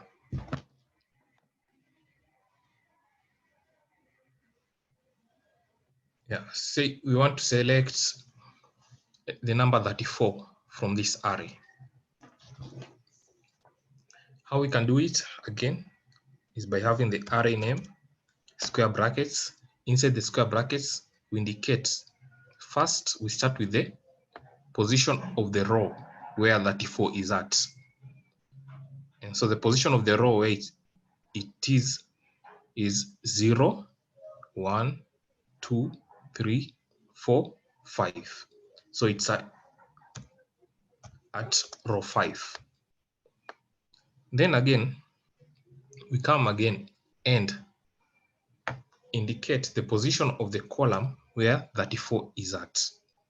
So column 0, 1, 2, 3. And so down here we indicate 3. And so when you run that, we get 34 as our answer. Also, we can try with, let's say 17. We want to select the value 17 from the from the above two-dimensional array. So the first thing, you write the array name, square brackets, perform indexing. 17 is at row number 0, 1, 2. So you indicate 2, comma. Again, 17 is at row number 1, 2, 3, 4, 5. Sorry, 0, 1, 2, 3, 4. 0, 1, 2, 3, 4. So 17 is at position 4. The column at position 4. So indicate 4 there.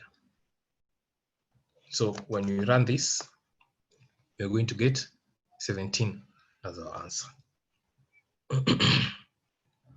So that's how you select, you perform indexing of single values from a two-dimensional array. We can even indicate here single values. Next, we are going to look at how we can perform indexing of rows.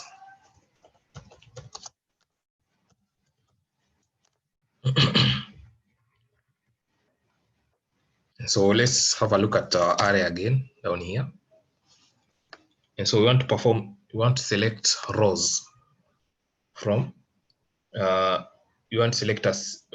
from our array. And so to perform to do this, the general format is usually the array name, square brackets. And then inside the square brackets, you indicate the row index. That is the position of the row. So in this case, I want to select row number, the row with the numbers running from 19 to 24. I want to select this row, 19 to 24. So how I can do that, you write the name of the array, the square brackets for selection, and then you indicate the position of that row among other rows in that two-dimensional array. So the position of the row is at 0, 1, 2, 3. So it's at position 3. So when you run that, you're going to get the row.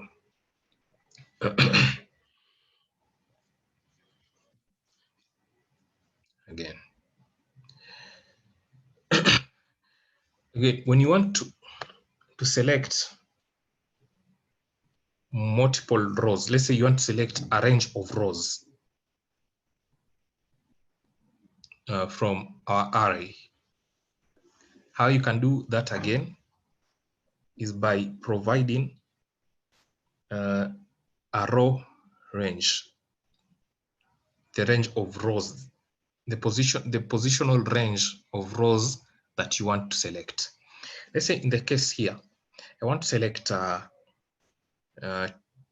rows. I want to select rows from this row here to the row that starts with 25. I want to select row that starts with 13, go to 19, then end at 25. I want to select these 3 rows at once.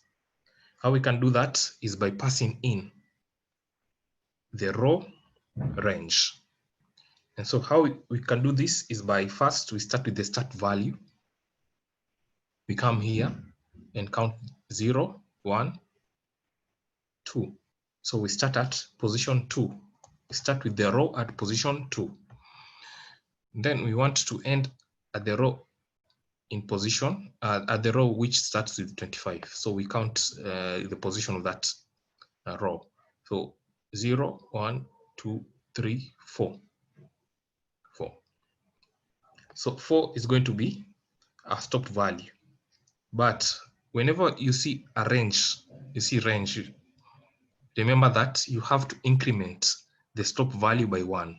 So instead of indicating 4, we are going to indicate 5 for that. So whenever you see range, you just know the stop value plus 1 is going to perform the selection that you want. And so when I run that, you can see that I've selected multiple rows from the one with 13, 19, up to 25. And so that's how you perform row indexing in NumPy. Next, now we are going to look at column indexing.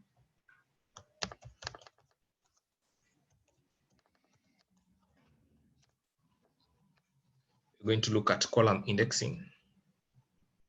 Again, let's just have our array down here.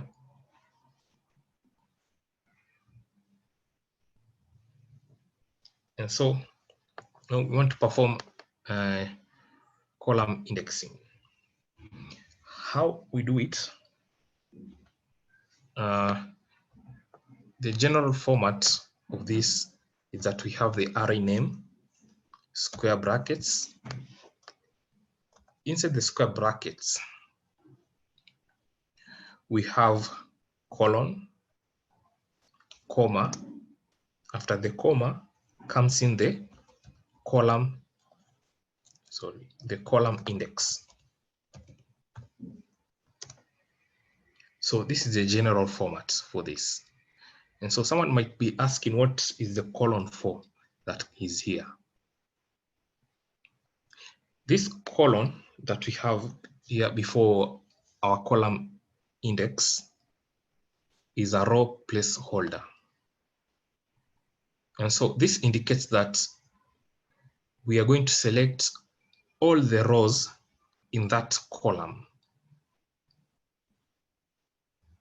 Yeah. So this is just a placeholder for the rows. And so whenever we insert this column, colon, it indicates that we're going to select all the rows in that column. Let's say, for example, let's do an example and select, let's do selection on the column with starting with the value 3 to 33. So for that, we have first, we start with the colon, comma, Then we have the column index. The position of that column is 0, 1, 2. So you have 2 there to indicate it. So here we are going to get the column at position, the column at position 2. But one thing to note is that indexing one column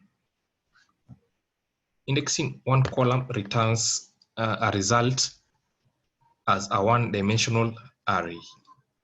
So they can have it somewhere here. Indexing one column results in one-dimensional array.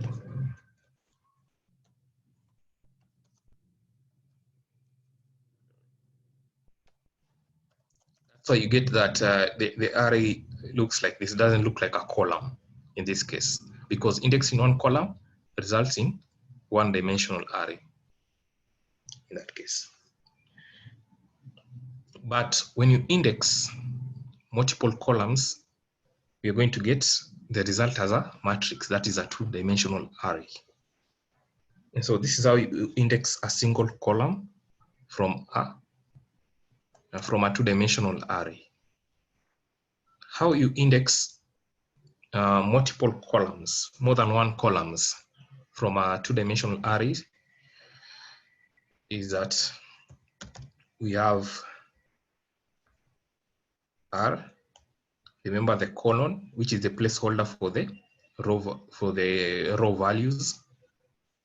Then we have the column index. But in this case, we are going to pass in a range of values, that is a range of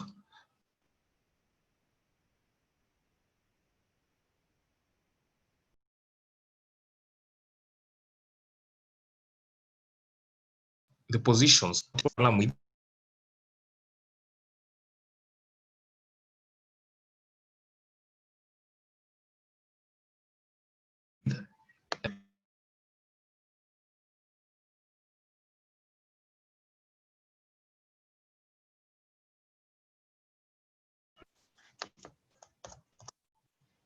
then we have our stop value. So our stop value will be the column at, will be the position of the column at 4 with the value 4 at the start. So 0, 1, 2, 3. So 3 is our stop value. But remember, whenever you see range, the stop value, you have to increment it by 1. So in this case, instead of writing 3, you're going to have to indicate 4 instead. And so this gets for us the columns. One starting with 2, 3, and 4. And so this is how you perform selection of range of columns in NumPy.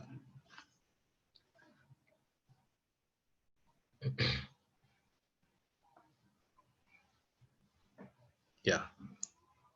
So this is column. Here we are indexing a single column, and here we are indexing multiple columns using the range. Then now we are going to look at indexing a submatrix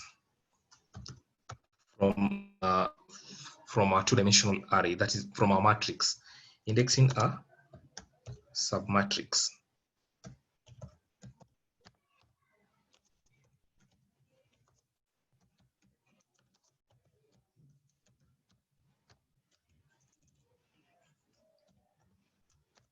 Yeah. And so let's have our array again down here.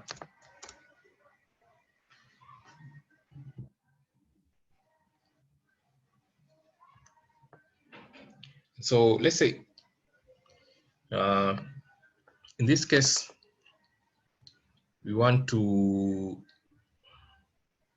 let's see which one.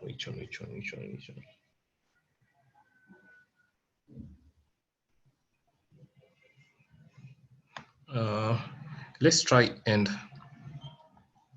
Yeah, let's now let's index.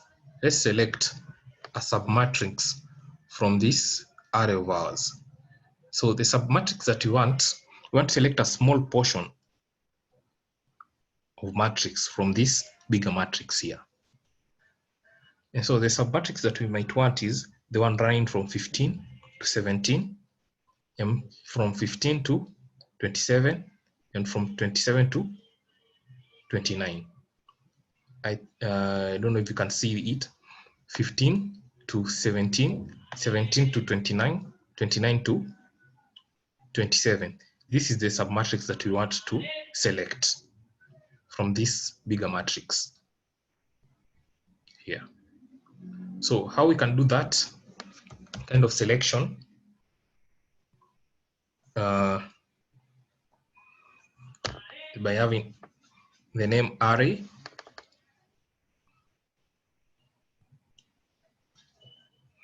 let me just, first of all, let me just give out the syntax of how it goes. Usually we have the array name, square brackets, then we have the start and stop position. These ones are for the row.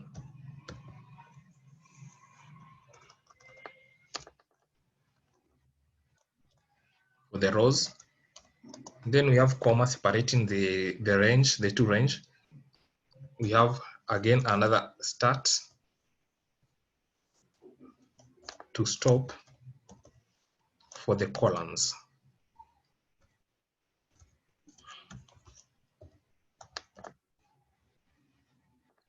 So you're going to select perform range selection for the rows and range selection for the columns all at once. So that's just the general format. So how we can perform that kind of operation, we said that we want to select this matrix here from 15 to 17, 17 to 29, 29 to 27. This matrix here is the one that we want to select. So how we do this is by first, we start with the rows. We start by selecting the range of rows where this matrix belongs to. And so you can see that this matrix belongs to these rows here. And so we must use the range selection to select the row, the rows, that is. So in this case, what you're going to have is that we're going to have a start position 0, 1, 2. So we're going to start from 2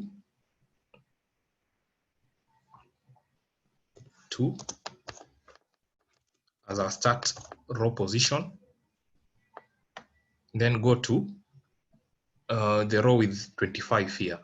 So 0, 1, 2, 3, 4. 4 plus 1 is 5. So we have 5. So when you run this, you can see that we get the rows where the matrix belongs in. You can see our matrix here, 15, 17, 29, 27. This is our matrix that we want to select. So the first thing we have done, we have selected the rows where the matrix belongs to. Next, what we are going to do next is to select the columns where the matrix belongs to. So we have finished up with the rows. Now we go to the columns. So this matrix are in these rows, the row with 3 up to the row with 5. That is where matrix belongs in. And so we're going to get the number, the start value of our row. That is 0, 1, 2. We're going to start from 2. Then go to the one with 5 here. So 0, 1, 2, 3. So 0, 0, 1, 2, 3, 4. So we are heading up to this row here. So this is at position 4. So 4 plus 1, because this we are dealing with range, is going to be 5. So maybe I can show you the column selection by itself before we can do both together. So the column selection by itself is this, is the column selection. So what has happened here is that we have selected the columns where the matrix belongs to, which the matrix belongs to. You remember, you can still see our matrix 15 to 17, 29 to 27. This is the matrix that we want to select. And so we have passed in the column where the matrix is in, and also the rows where the matrix are in. And so let me just remove this. And so having the two values combined together, 2 to 5, and again 2 to 5 for the columns.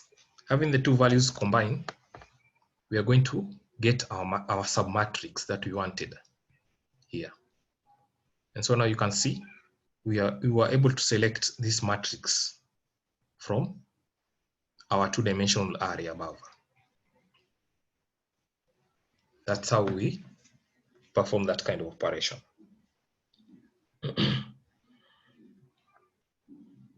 So that is array indexing and slicing in NumPy.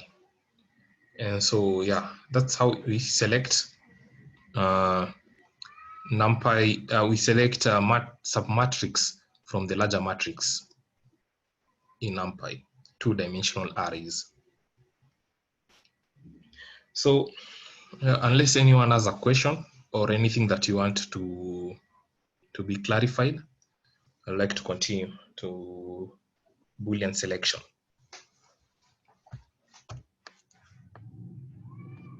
Okay. Now we go to Boolean selection.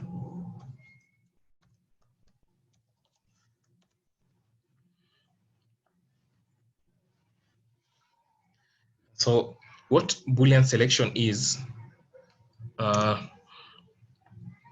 Boolean selection is just the use of comparison operators to make selections in arrays. So use of comparison operators to make selections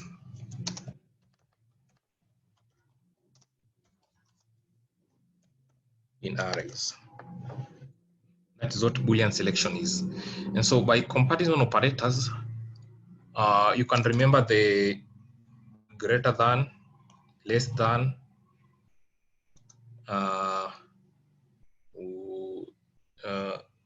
we have equal to, equal to.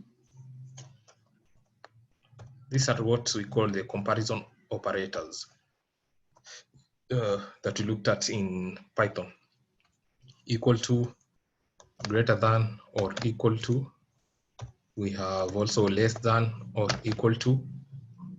We have also not equal to, and so on. So these are you can remember these are the comparison operators. And so we are able to make use of these comparison operators to perform selection in NumPy arrays. And so to illustrate this, I'm going to create arrays. I'm going to create an array. Yeah, I'm going to create an array. This time I'm going to give it the name br np.rand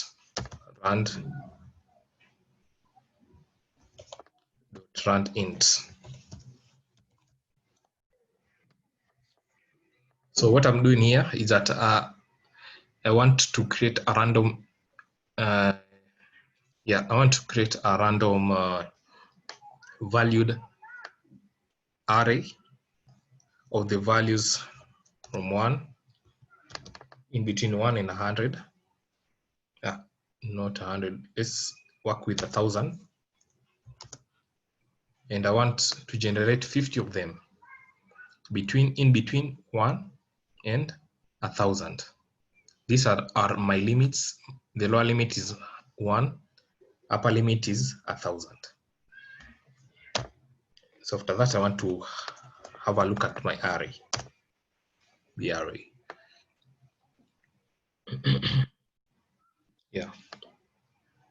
So this is the array that I've created. It's a one-dimensional array.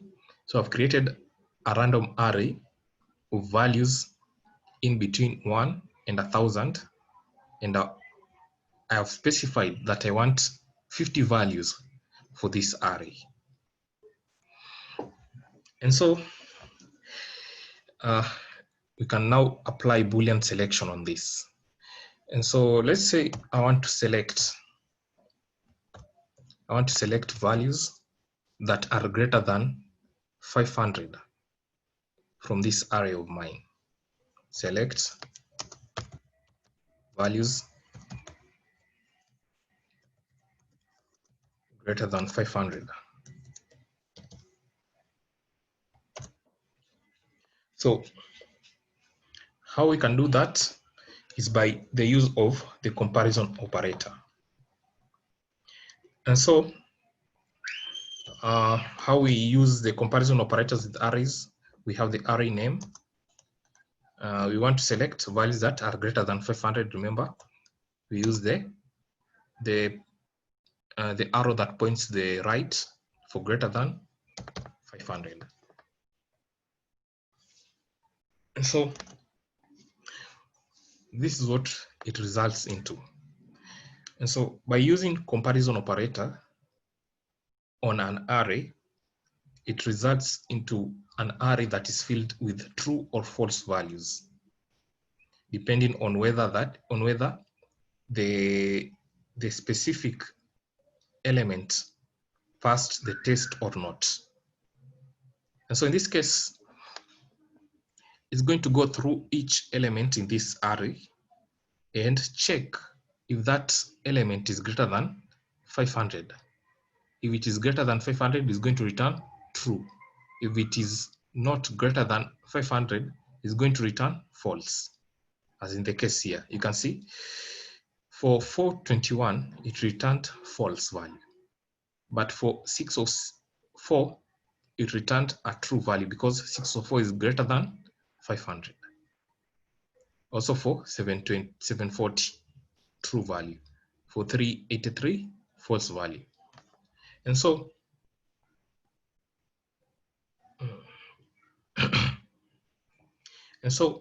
we can use this this generated array. We can use this to create a sieve, which we can use to filter out the items which returned true from this comparison operation here. And so we can use this kind of selection, this kind of expression to create a sieve whereby the values which are greater than 500 are going to be returned as a result when performing selection. How we do this is by using the indexing symbols, that's the square brackets, and inside the square brackets we are going to insert the expression, this expression of ours. So BR greater than 500. That's how we're going to do. So this acts as a sieve that is going to filter out the values that have met the condition. And so in performing the selection, only the values that passed this test will be returned. So when you run this, we're going to get only the values that are greater than 500 being returned. And so that's how you can perform Boolean selection.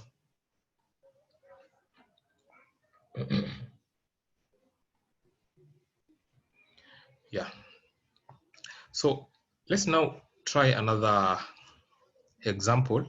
But in this example, we want to select values between 500 and 800.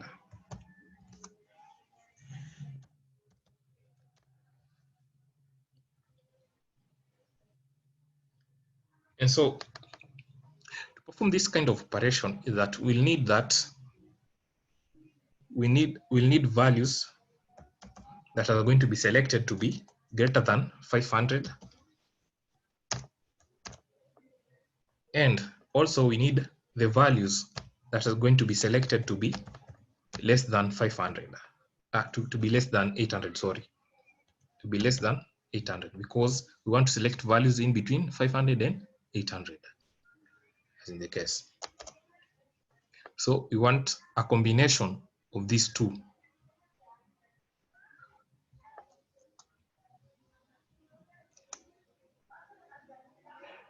Oh, why is it returning? Oh, yeah, it's supposed to be that, yeah, BR is less than 800. So this is, we want a combination of these two expressions. And remember, in Python, we talked about the logical operators, and logical operators are used to combine, they're used to combine comparison operators, two expressions. And so for us, we want the values to be greater than 500, and also to be less than 800. So for this kind of case, we're going to use the AND operator, because we want both to be true, both conditions to be true for the result to be selected. So we want the result to be greater than 500, but also to be less than 800. And so in this case, we're going to use AND operator to combine these two expressions. And so how we can do that is that by having the two, we have R greater than 500 and B R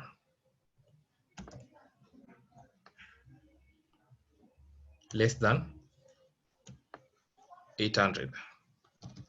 So we are using the logical operator AND to combine these two operations.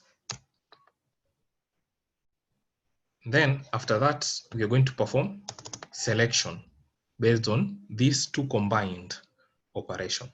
So to perform selection, remember, BR, then we have the square brackets for indexing. So we want to select values that have met these two conditions there. And so when we try to run this, we are going to get an error for this. And the reason for this error is because AND is usually used to combine two individual expressions at a time. And so in the case where we use AND is used to combine one individual expression with another individual expression. But in this case here, we are dealing with compound expressions. By compound expressions, we mean that, you see, for BR less than 800, it has other multiple expressions in it for each individual values in the array. And so BR is less than 800 doesn't represent only one expression. In it, we have multiple other expressions for each individual item in the array, as you can see here. For each individual item, we have an expression inside the compound expression, that is BR is less than 800. And so for this, AND can't work for this. And so For us to be able to combine the two expressions, we can use the bitewise AND. It works like the AND operator, but it can work with compound expressions. It can work with combining compound expressions. So the bitewise AND is usually the ampersand. And in this case, how we will combine the two expressions by having R less than is greater than 500. Then we have ampersand there to combine the two expressions. So instead of AND, we use ampersand. AND and ampersand mean the same thing, but AND ampersand is a bitewise AND, meaning that it can perform the operation on compound expressions as specified. So then we combine it with the other expression B underscore R is less than 800.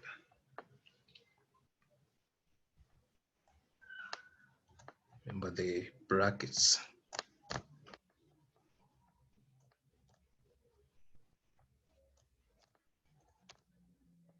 Yeah. So when you combine this using the ampersand operator, we are going to get the result that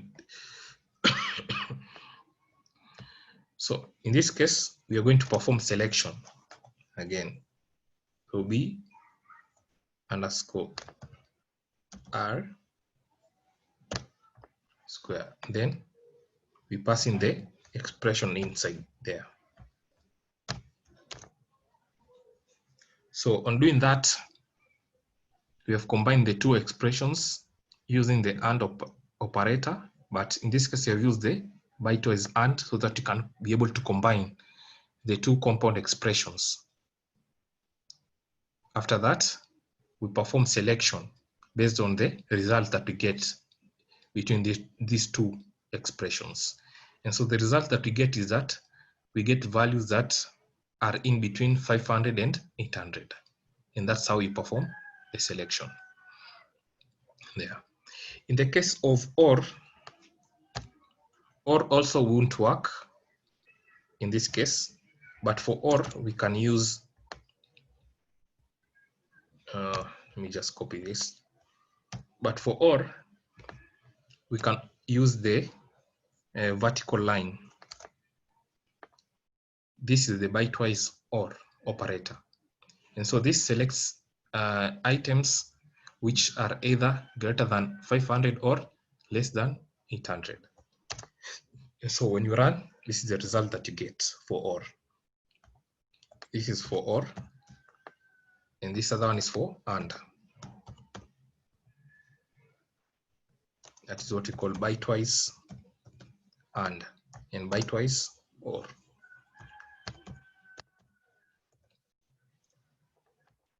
Yeah. So next, after that, you're going to look at arithmetic operations on arrays.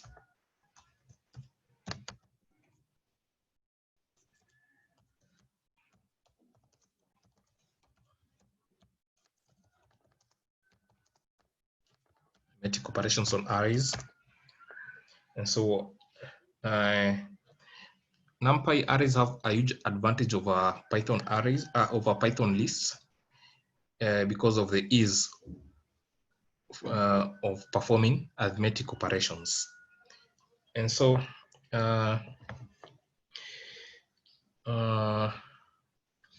let's create an array.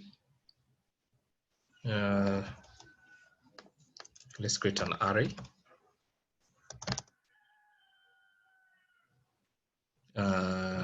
np.array, and let's create an array of how many numbers?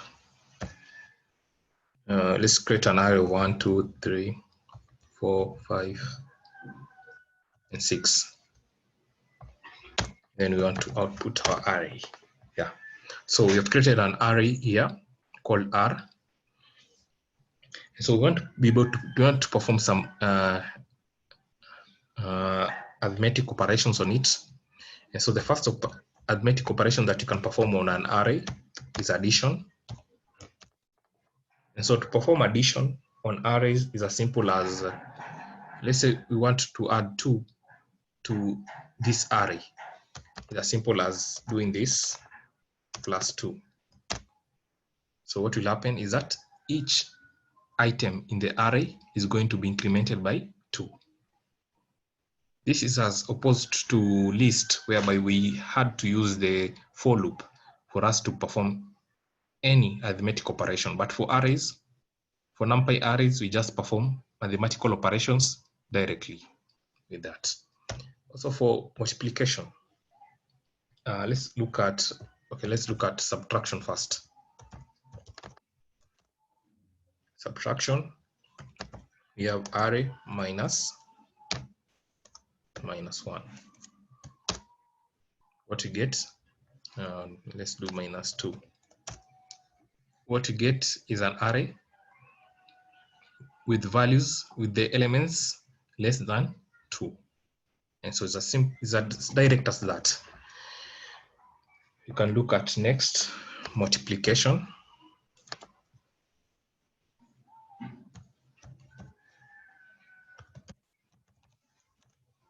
Multiplication.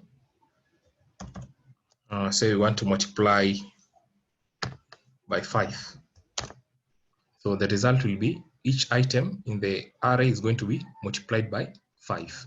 So 1 times 5 is 5, 2 times 5 is 10, 3 times 5 is 15, that way. Again, we can look at division.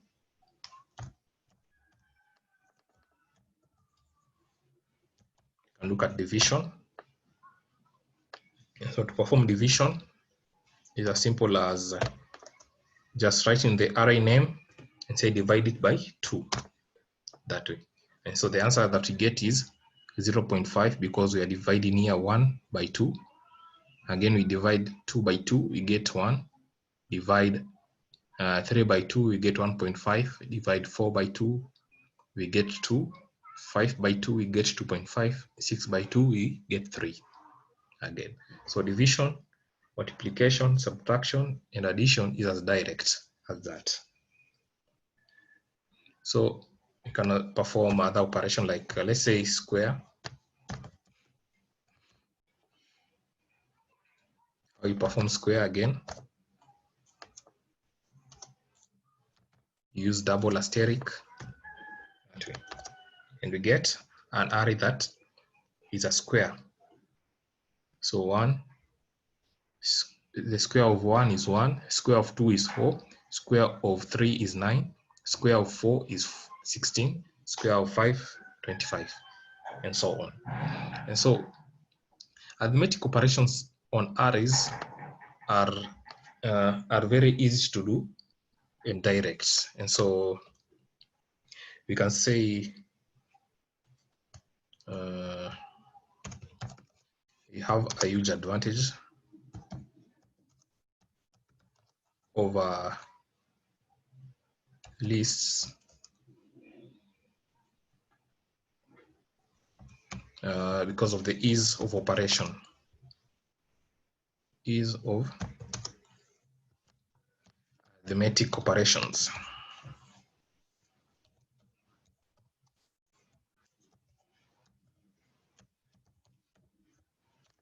That's what you can say about NumPy arrays. Performing arithmetic operations is as easy as that.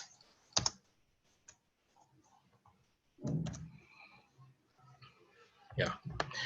So after that, we're going to look at universal array functions.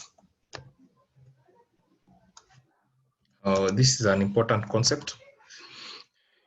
Universal array functions. This is a very large topic, but yeah. we are going to give links to this.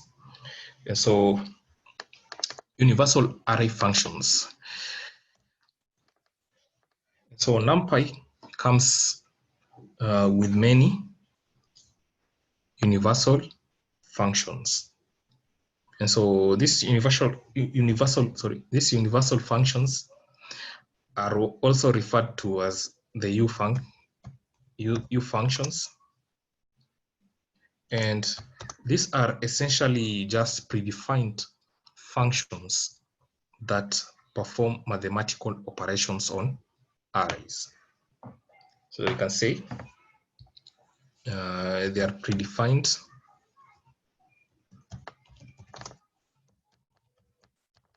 functions that perform mathematical operations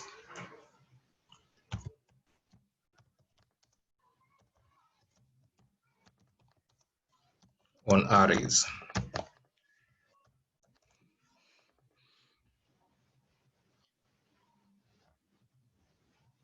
So usually they are used just to call them, then pass in an array as an argument. We can have a look at an example of a universal function. We have the sqrt, which means square root. Sqrt.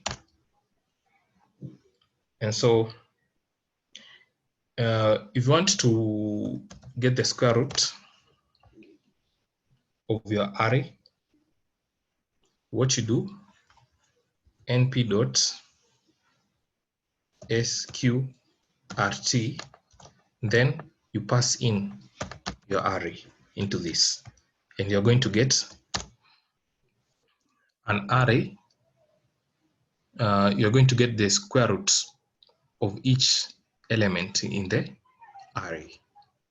That is how you perform the square. That's how you use the universal array function square root to perform the square root operation in NumPy. Again, we have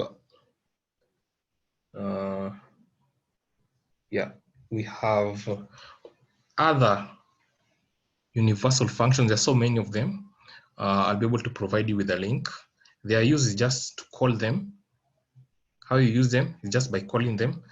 Let me just give an example, one other example. Modulus. Mod is used to calculate the modulus of an array. And so how we use it again is the same format with all universal functions. np.mod. Then you pass in the array, and for mod, you pass in the divisor. Remember, modulus gets for you the remainder after division operation has occurred. That is what modulus is. And so we have to pass in the array and the divisor, which is 2 in that case. And so when you run this, we are going to get the answers below here. And so what has happened here is that let's have our array, is that we have divided 1 by 2, and we are giving out the remainder after floor division has occurred. And so dividing 2 by 2, this 2 divides, the division is doesn't give any remainder in this case, but dividing 3 by 2, we get 1 remainder 1. In that case, we get 1 as our remainder. For 4 divided by 2, we don't get any remainder in that. For 5 divided by 2, we get 1 as our remainder. For 6 divided by 2, we don't get any remainder for that. And so that's how that's modulus as a universal array functions. And so we have so many of them, U functions. We have so many of them.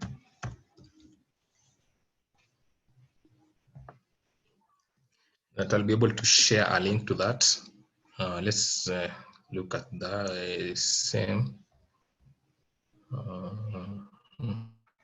Yeah, there are so many of them. This is a list. We have add and so on, subtract, multiply. These are all universal functions. All these. We have trigonometric functions as universal functions, sine, cos, tan, so on, comparison functions, logical functions. All these are universal functions. And so I'll be able to provide you with the link. You can go on to check on that for further reading. But for us, we're just introducing the universal functions. Yeah, I'll be able to share the link on that. So yeah, so I'm going to share the link on that. I think I shared a notebook with you. It has the link. Yeah, it has the link to the universal array functions. Yeah, so that marks the end of NumPy in this time. Yeah, that marks the end of NumPy. So anyone with a question before we just introduce pandas? Anyone with a question on NumPy, you can ask before we start with pandas. Yeah. So yeah, I had already sent a more detailed notebook on what we have covered. On last week's work and what we were going to cover during this session. You can go on to read on that as well. And also, during the week, I'll be able to set a NumPy quiz. Yeah, you can just go and look at that. I'll share all the link on WhatsApp and also on email. Yeah, so that marks the end of NumPy. And so now we are going to proceed on to pandas. Unless anyone has a question on that, you can just ask, or any concern, anything that you didn't grasp well, you can just ask me. I'll be able to maybe explain it better. Yeah.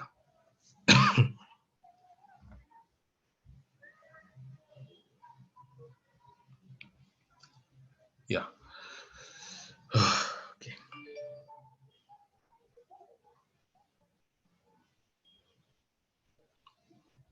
Okay, so I think we can take a 10-minute or a 5-minute break.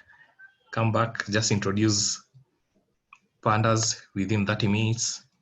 Then we continue on we pick up from where we left, where we live in the next session.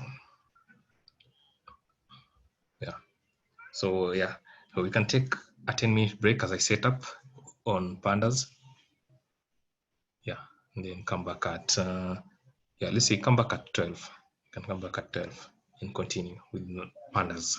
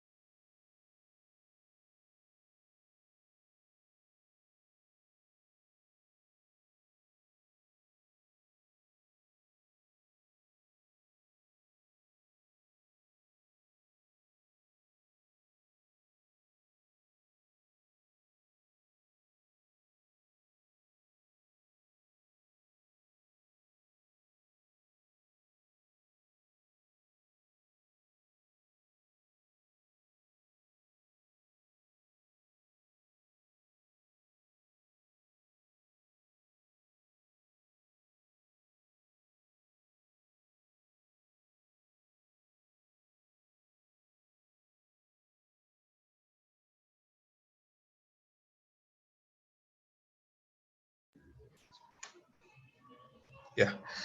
So we're going to introduce pandas. And so, yeah, pandas is going to be our main library that we're going to use for data science. And so almost, you can say 80% of a data science life cycle happens or deals with working with pandas library. And so, sorry. Yeah, and so what pandas is, what is pandas? And so pandas is a fast, powerful, flexible, easy to use, open source data analysis and manipulation tool that is built on top of Python programming language. And so this is the main tool that we use for data analysis and manipulation. And so the reason why we use it is because it's powerful, fast and flexible, and also it's free and easy to use again. And so what we have learned in Python programming, in NumPy, some of the concepts are going to be repeated in pandas, because pandas borrows concepts from Python language and also from NumPy library. And so most of the times you're going to be using pandas and NumPy hand in hand for data analysis. And so, yeah, so some of the uses of pandas are to calculate statistics and answer questions about the data, like average, mean, median, mean, for each column, or even it's used to get the correlation between features in data science. And so also another application is in cleaning data. And so part of the work of a data scientist is to clean data. And so this usually comprises of, we can say about 60 to 80% of data scientists work cleaning data, because yeah, most of the times the data we get is usually, you can say it's unclean. Mostly we have some missing values. We have values that are not required. We have columns which are unstructured and so on. Yeah, and so most of the work will involve cleaning data. Then also pandas can be used for visualization together with a sublibrary which we call matplotlib. Is used for data visualization. And so after pandas, we'll head on to data visualization. After that, we head on to machine learning, and where we'll be able to predict based on the data that we have. So also it's used to store, clean, and transform data. And so in this case, whereby you have your file, and you want to clean, you can clean your data, then save back your data to the file that you want. And so we are going to look at all this as we go on. And so, sorry. Yeah.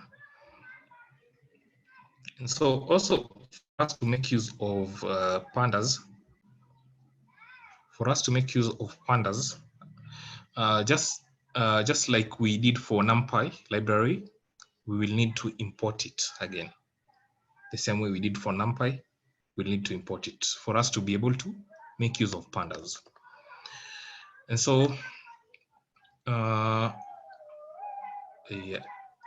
Yeah, so I think that is introduction enough. We can go on to the notebook, the Pandas notebook now. So when working with tabular data, such as data stored in spreadsheets and databases, Pandas is usually the right tool for you. And so Pandas will help you to explore, clean, and process your data. And so we're going to look at Pandas in detail. And so the first thing that you've learned about Pandas is that for us to make use of Pandas, we have to import it into our notebook file.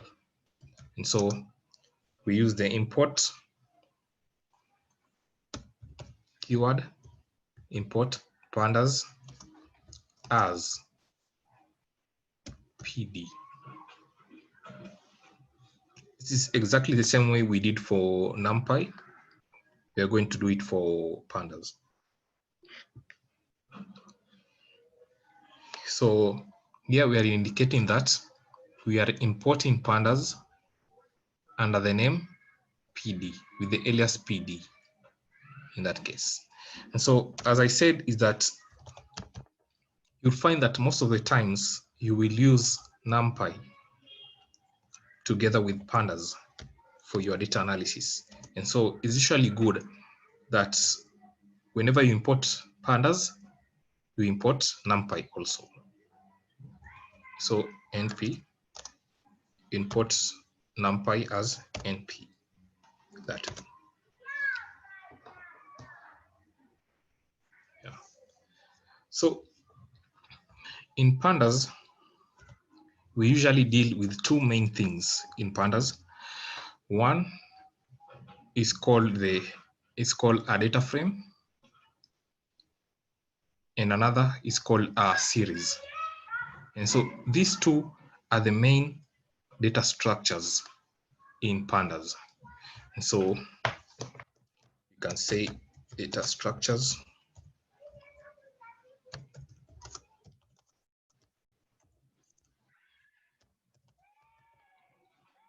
So the data structures in pandas, one is the data frame.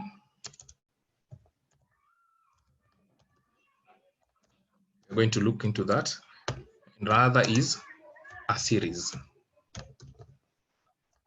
So we're going to look into that. So what a data frame is, we can say it's basically a table. Yeah, it's basically a table.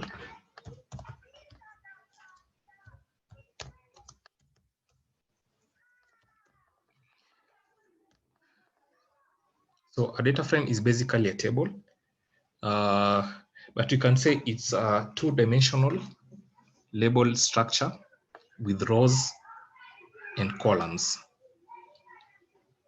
And so it's basically a table, but let's just give it a more scientific definition. So we can say it's a two-dimensional label structure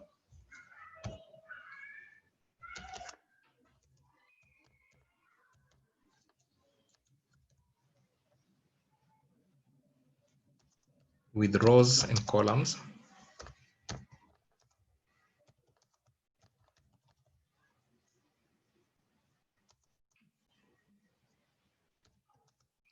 of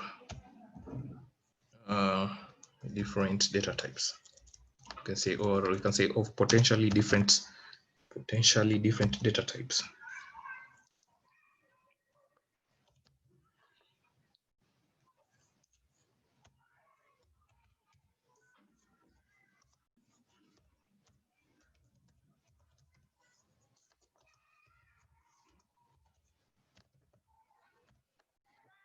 So yeah, so a data frame is a two-dimensional labeled structure with rows and columns of potentially different data types.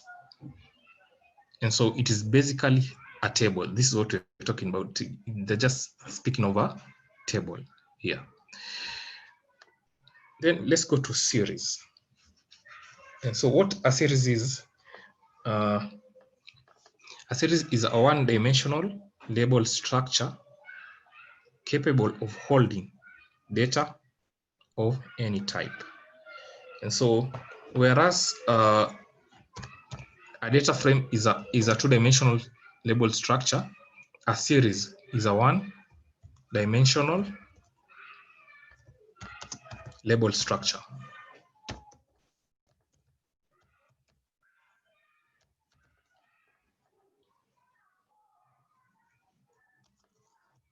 You can say that is capable or potentially capable of holding data of any type.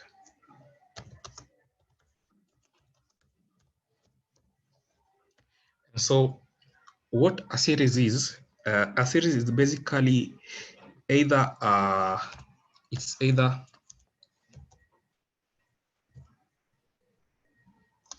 you can say it's either a row or a column. That is what a series is. So it's basically a one-dimensional label structure capable of holding data of any type, while a data frame is a two-dimensional label structure with rows and columns of potentially different data types. And so data frame is basically a table. A series can either be a row or a column. And so a series series are building blocks of a data frame. So by building block, we mean that when you combine several series, be it a row, be it several rows, will create a data frame. Or we combine several columns, will also result into a data frame. And so an illustration of this is by this picture here. So you can picture this. A series is essentially a column or a row. So in this case, we have used a column illustration in that we have two columns. When you combine them, we get a data frame. A data frame, in this case, is a multi-dimensional table made up of a collection of series. So a data frame is a collection of this series. So a data frame is a table. Series is either a column or a row. So we can have multiple rows being combined to form a data frame also in that case.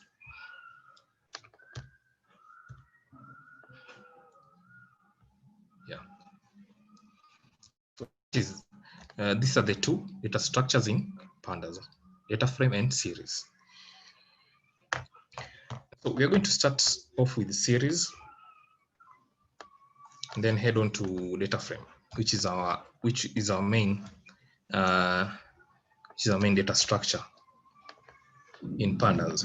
So series, as we said, series is a one-dimensional label structure capable of holding data of any type. And also we say that series are the building block of a data frame. And so again, we said it's basically a row or a column. So maybe I can make some short points on that. So we can say, let's copy this. Yeah, that's enough. So now we want to look at different ways in which we can create a series, how we can create a series. Creating a series.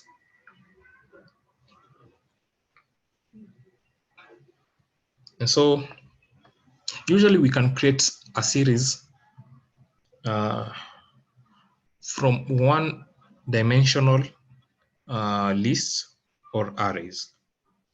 First of all, let's look at lists first. Let's create a list called a list, then pass in values for that list that way. From this list, we want to create a series. How we can do that is by the use of the series method. And so for us, let me just series. We want to create a series and give it the name a series equals to PD. The reason for this is because we are going to use the series method, which is found in pandas. And here we indicated that we have given pandas the alias PD. And so we are going to get the series method from pandas. This is what the statement means. And so in here, inside the series method, we are going to pass in the list. And so once we pass in the list, we're going to get our series. The list is going to be converted into a series, and the series is going to be called a series. And by calling it out to print it out, we get this structure here as our series. And so this is a series. We know that because one, it is one dimensional. Another thing is that it is labeled. See, whenever we have a series, the values are usually labeled, and this is the label for our series. This is our series, this is its label in there. And so also we can use the type function. We can use the type function to look at the data type of this. And you can see now, we get that it is a pandas series by using the type function. Also, we can check on the dimensions. We said that it is a one-dimensional labeled structure. Let's see if it's true. So series dot end dim. This gets for us the number of dimensions of that series. And so by running that, we get 1 as our dimension. And so it's a one-dimensional labeled structure. That. And so, yeah, I think this, okay, yeah. We can also, see in this case, you want to get a certain value, to index a value from a series. How you can do it? You can say series.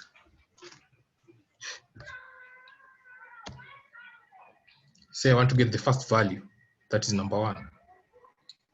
I just pass in the position of that value. And so by running this, I get my value as 1. So this 0 here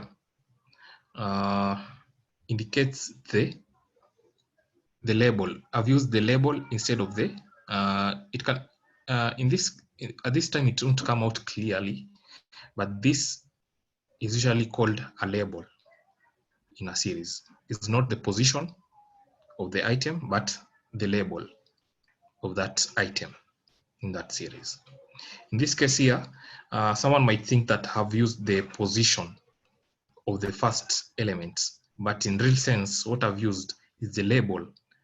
Yeah, the label given to that position.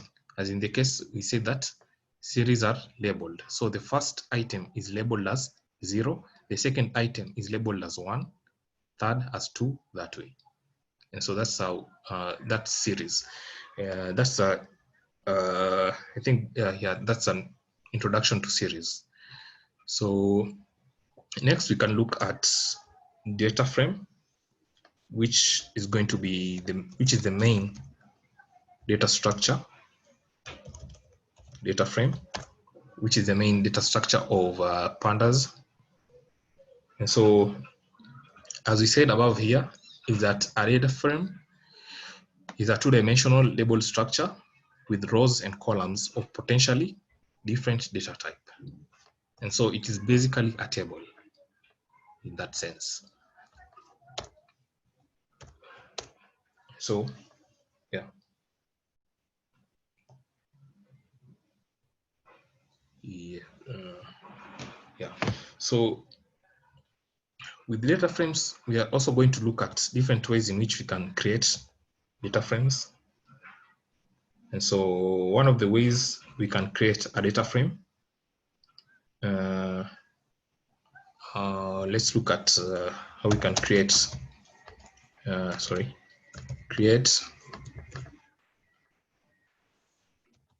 creating data frame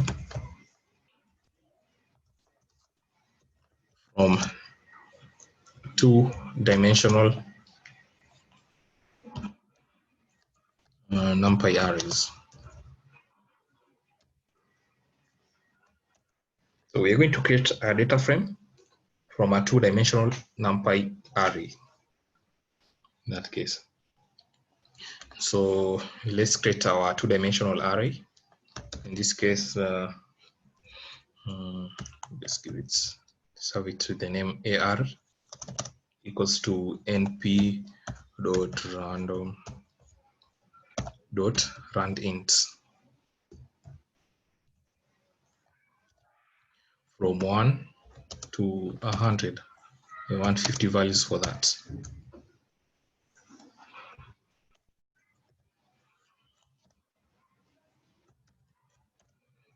And so this is going to give give me a one-dimensional array.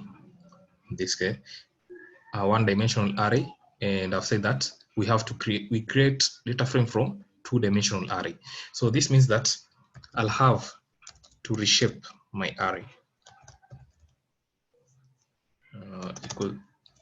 And so remember how we did it initially.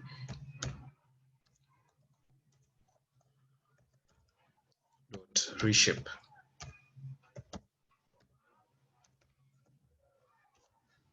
So the reshape value has to be a factor of the number of items in this array. And so the number of items that I've specified here is 50. And so that's why I use 5 by 10 for the reshape. So I want to call my array again so that it can be displayed. So yeah, so now we get a two-dimensional array of shape 5 by 10 right there. And so we can create arrays. We can create a data frame from this array. We can create a data frame from this array. Let's give the data frame the value df array pd. How we convert an array to a data frame? We call NumPy. We call pandas pd dot data frame. It's data frame capitalized. And in there we pass in the array that I want to be able to display my array, my data frame, that is, my data frame. So that's how you convert or you create a data frame from a two-dimensional NumPy array. That way. So you just pass in the array, the two-dimensional array, into the data frame method, and this will create for you a data frame. And one thing about data frame that we said here is that it's a two-dimensional label structure with rows and columns. And so you can see what you get here as a result is a two-dimensional data structure with labels. You can see we have labels for rows, we have labels for columns specified there. And so, yeah, and so the labels for rows in pandas are usually referred to as index, and the labels for columns are usually referred to as column labels, but mostly we refer to them as columns. And so let's say in the case of this data frame of ours, we might want maybe to change the labels, yeah, or we can specify our own row labels and column labels for ourselves. And so how we do that is by calling the data frame method inside the data frame method. This time, as we pass in our array, we are going to define the index. You know that, remember that the index is at the labels for the rows. They are the row labels, the index. So we're going to specify the index. Let's say we can give the value like, can say, let's make it start from 1, 2, 3, 4, 5. You can specify the index as that. And again, you can specify the column labels. Yeah. And how you specify column labels, we have the column parameter, which you give it the value.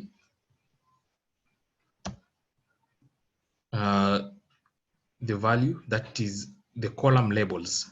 You give it the values of the column labels here. So let's say for column 1, we can say you want to label column 1 as A, column 2 as B, column 3 as C,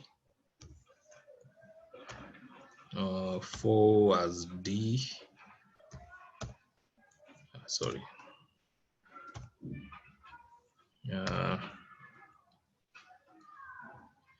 can have E, we have F, we have G, you can have H, you can have I, sorry, have I, we can have J. Yeah, I think that's enough. So one thing that you note about this index and column labels is that they have to be of the same length as the number of rows that are in your data frame, and as the number of columns that are in your data frame. So in this case, we have how many? We have 9 labels for we have 10 labels for our 10 columns here. And so by running this, we are going to get our data frame with new row labels and new column labels as specified above here. And so you can see that the column labels, we usually pass in a list of the column labels that you want your data frame to have in that case. Also for index, you pass in the index labels that you want your row to have in that.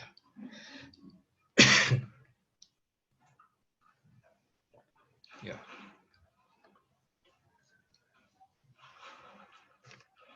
So let's look at another thing. Point number 2 is that we can also create data frames from a dictionary. You can say we can create a data frame from a dictionary. So you remember how we created a dictionary? Dictionaries are usually represented using the curly braces and usually have the key value pairs. In this case, you can have a key like county and give it a value that contains a list of counties. We can have Nairobi. We can have Mombasa. We can have Nakuru. We can have, we can have Turkana.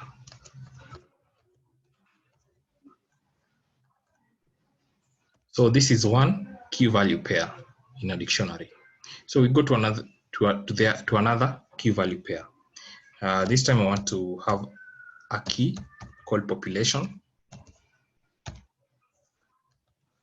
and give it a value whereby we pass in a list of populations for each of these.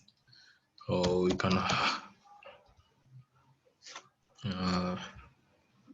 let's say we can have like 2 million for Nairobi. We can have 30,000 for Mombasa.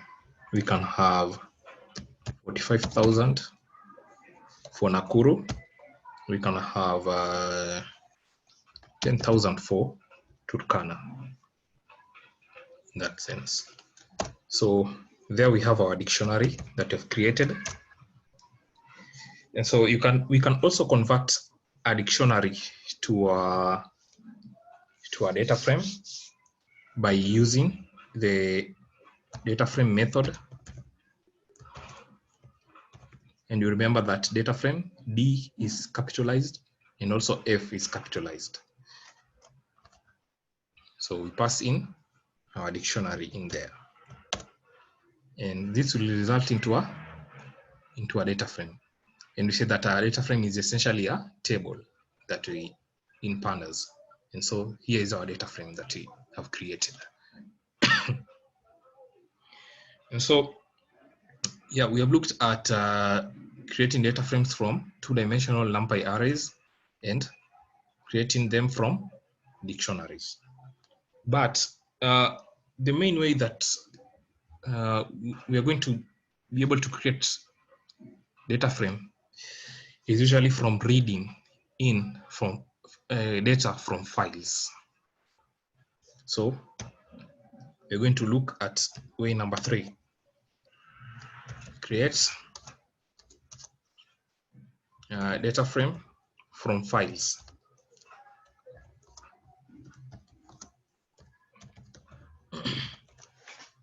And so this is going to be the main way that we are going to be creating our data frame.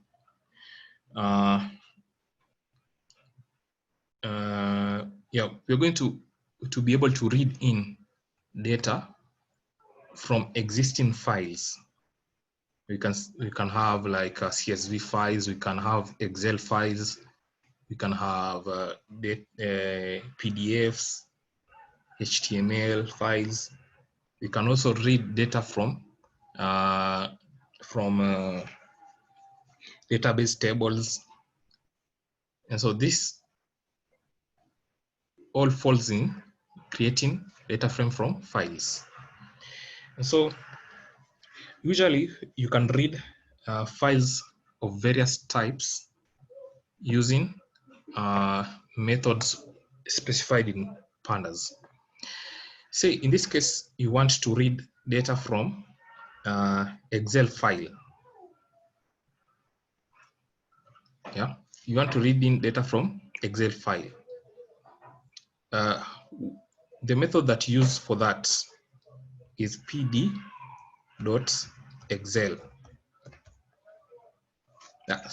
pd.read_excel. This is the method that you use for that. And so this reads in Excel files.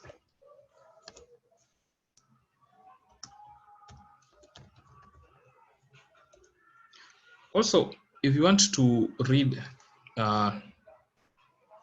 data from CSV file, you use pd.read_CSV for that. This is for CSV files.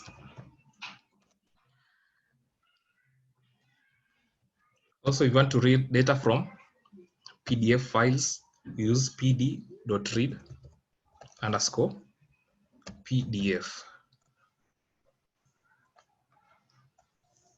This is for PDF files.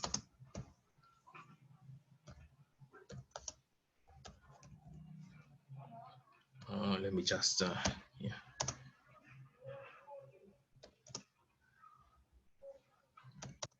Yeah, and so Pandas usually gives you different methods,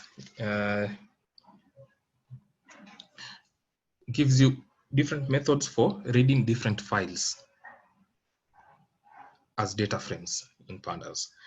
And so yeah, there are so many of them. I'm going to share a link where you can just refer to. For us, mostly we are going to be dealing with reading in Excel files and CSV files. And so let me just write an explanation up here. You can read files of various types.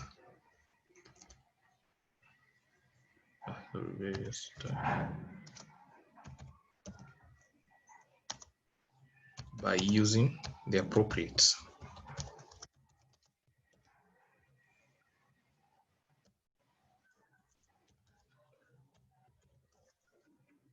method.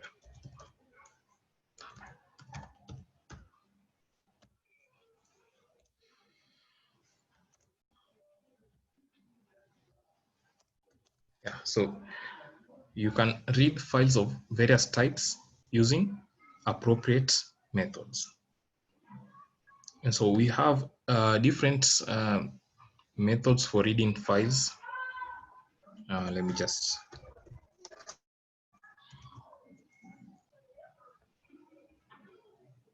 we have we have many methods for reading different files in Pandas, which I'll be able to share. We will share the link on that. Yeah.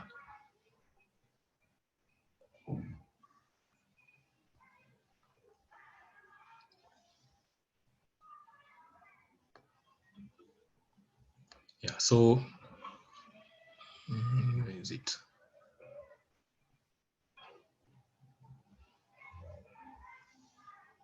Yeah. So yeah.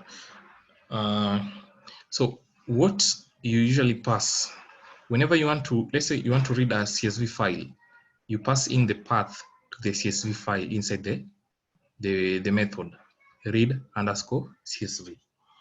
I'm going to show you an example, but this we are going to get into more detail on this next week.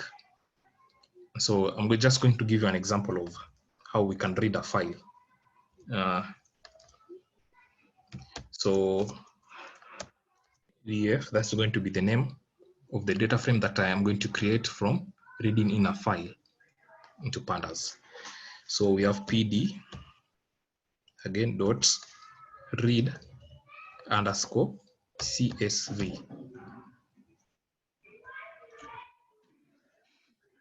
And so after doing this, I want to read a CSV file, right? So in here, I'm going to pass the path to that file.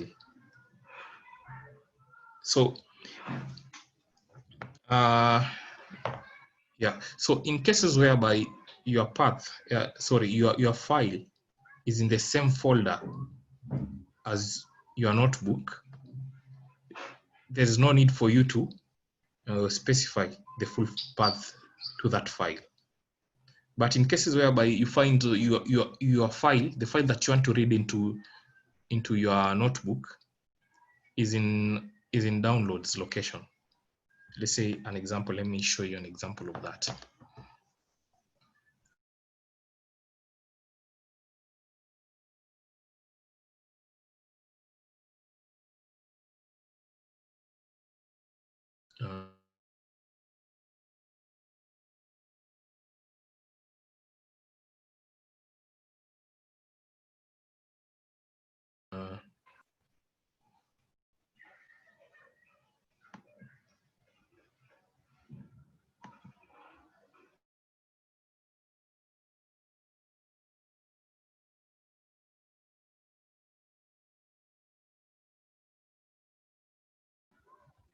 They're just here. So let's say an example is that I want to read in the file df, which is in my downloads file folder. Sorry, I want to read this file which is in my downloads folder. One way I can do that, I can just go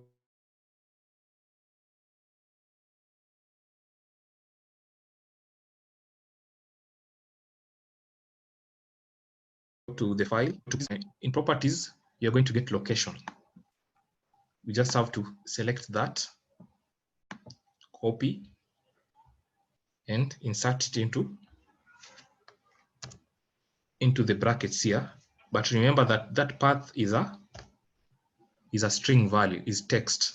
So it's a string value. It has to be enclosed using the either single quote or double quote in that case. After specifying the path, we also have to include the file name of that. And so the file name is df. After the file name, you also have to include the file extension. In this case is CSV, file extension, as you can see here.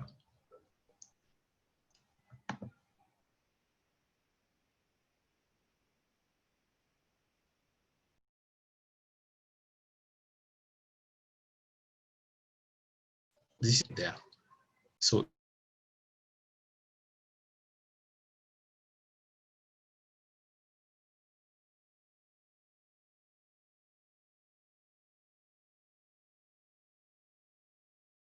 I get an error. The reason for this error is because I've used a single backslash to specify the path. But you know in Python that the backslash has a predefined meaning, in that a backslash is an escape sequence, as an escape character, sorry, an escape character in Python. And so it's used to insert illegal characters into a string. And so for you to specify a path correctly in Pandas, you either have to include an extra backslash so that we can use either double backslash, in that the first one acts as an escape character, and the second one now acts as the real backslash to specify a path. This is one of the ways that we can indicate path. So we use double backslash for that. And so when we run now, you can see that we get no error, meaning that Python has accepted that as a valid path. Also, another way we can do this is, instead of having to use backslash, you can use a single forward slash to specify a path. A single forward slash.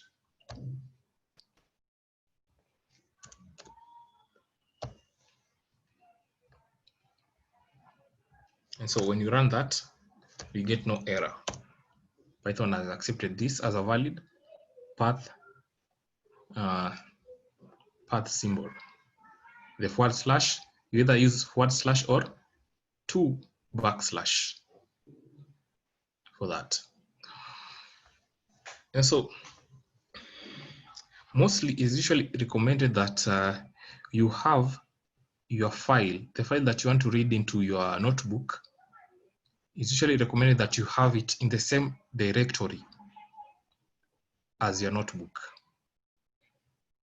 So in that case, let's say you have downloaded a file from the internet. Now it's in the download folder right there, and you want it to, and you want to place it in the same directory as the notebook file that you're working on. And so how you can do that is by going to the directory where you have opened, where you opened the notebook file from. In my case, I opened the notebook file here. And so from there, from that directory, you're going to see an upload button. You can click on it.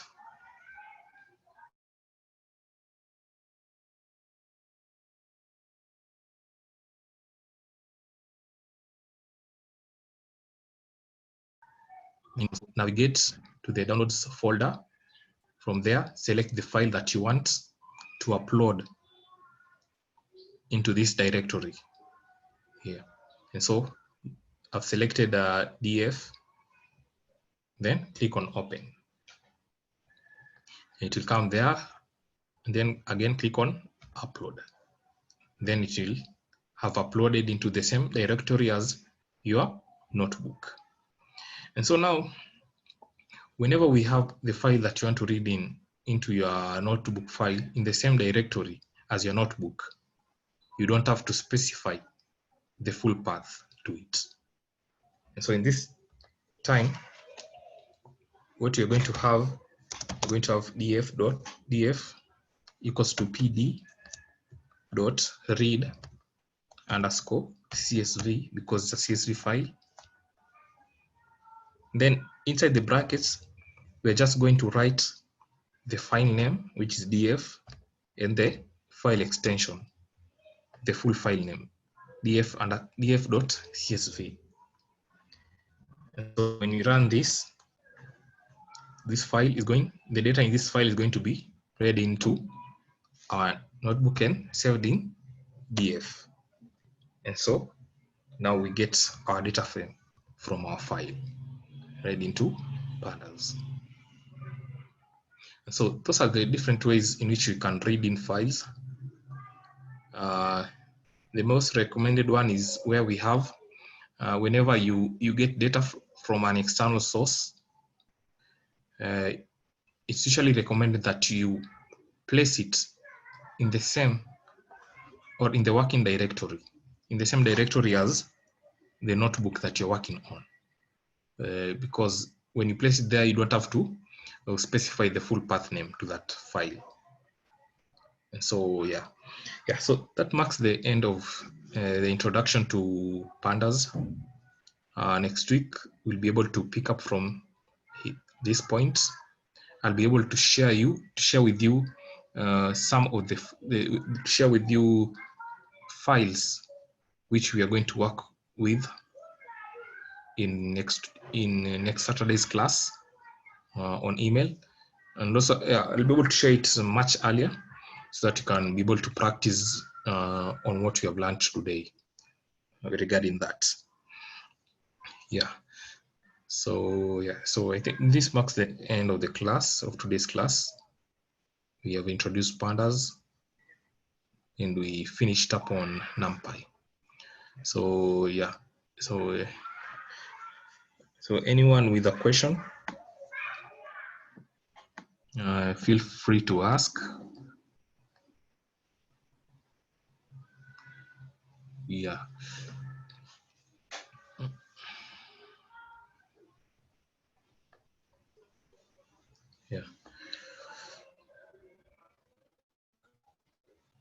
So, okay.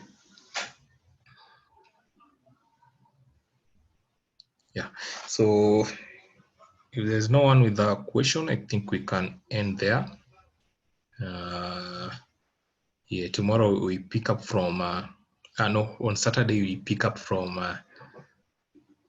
pandas, reading in files. And I'll be able to share with you the files that you're going to make you to use during the class. So yeah, I think you can have a good week ahead of you, and thank you. So I think we can end the class there. So see you next time. Have a good week.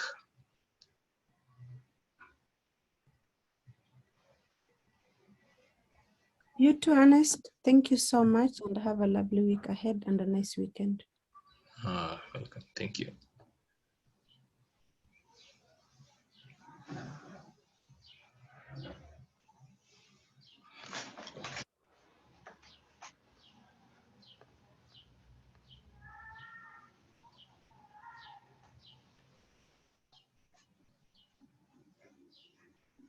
So goodbye, guys.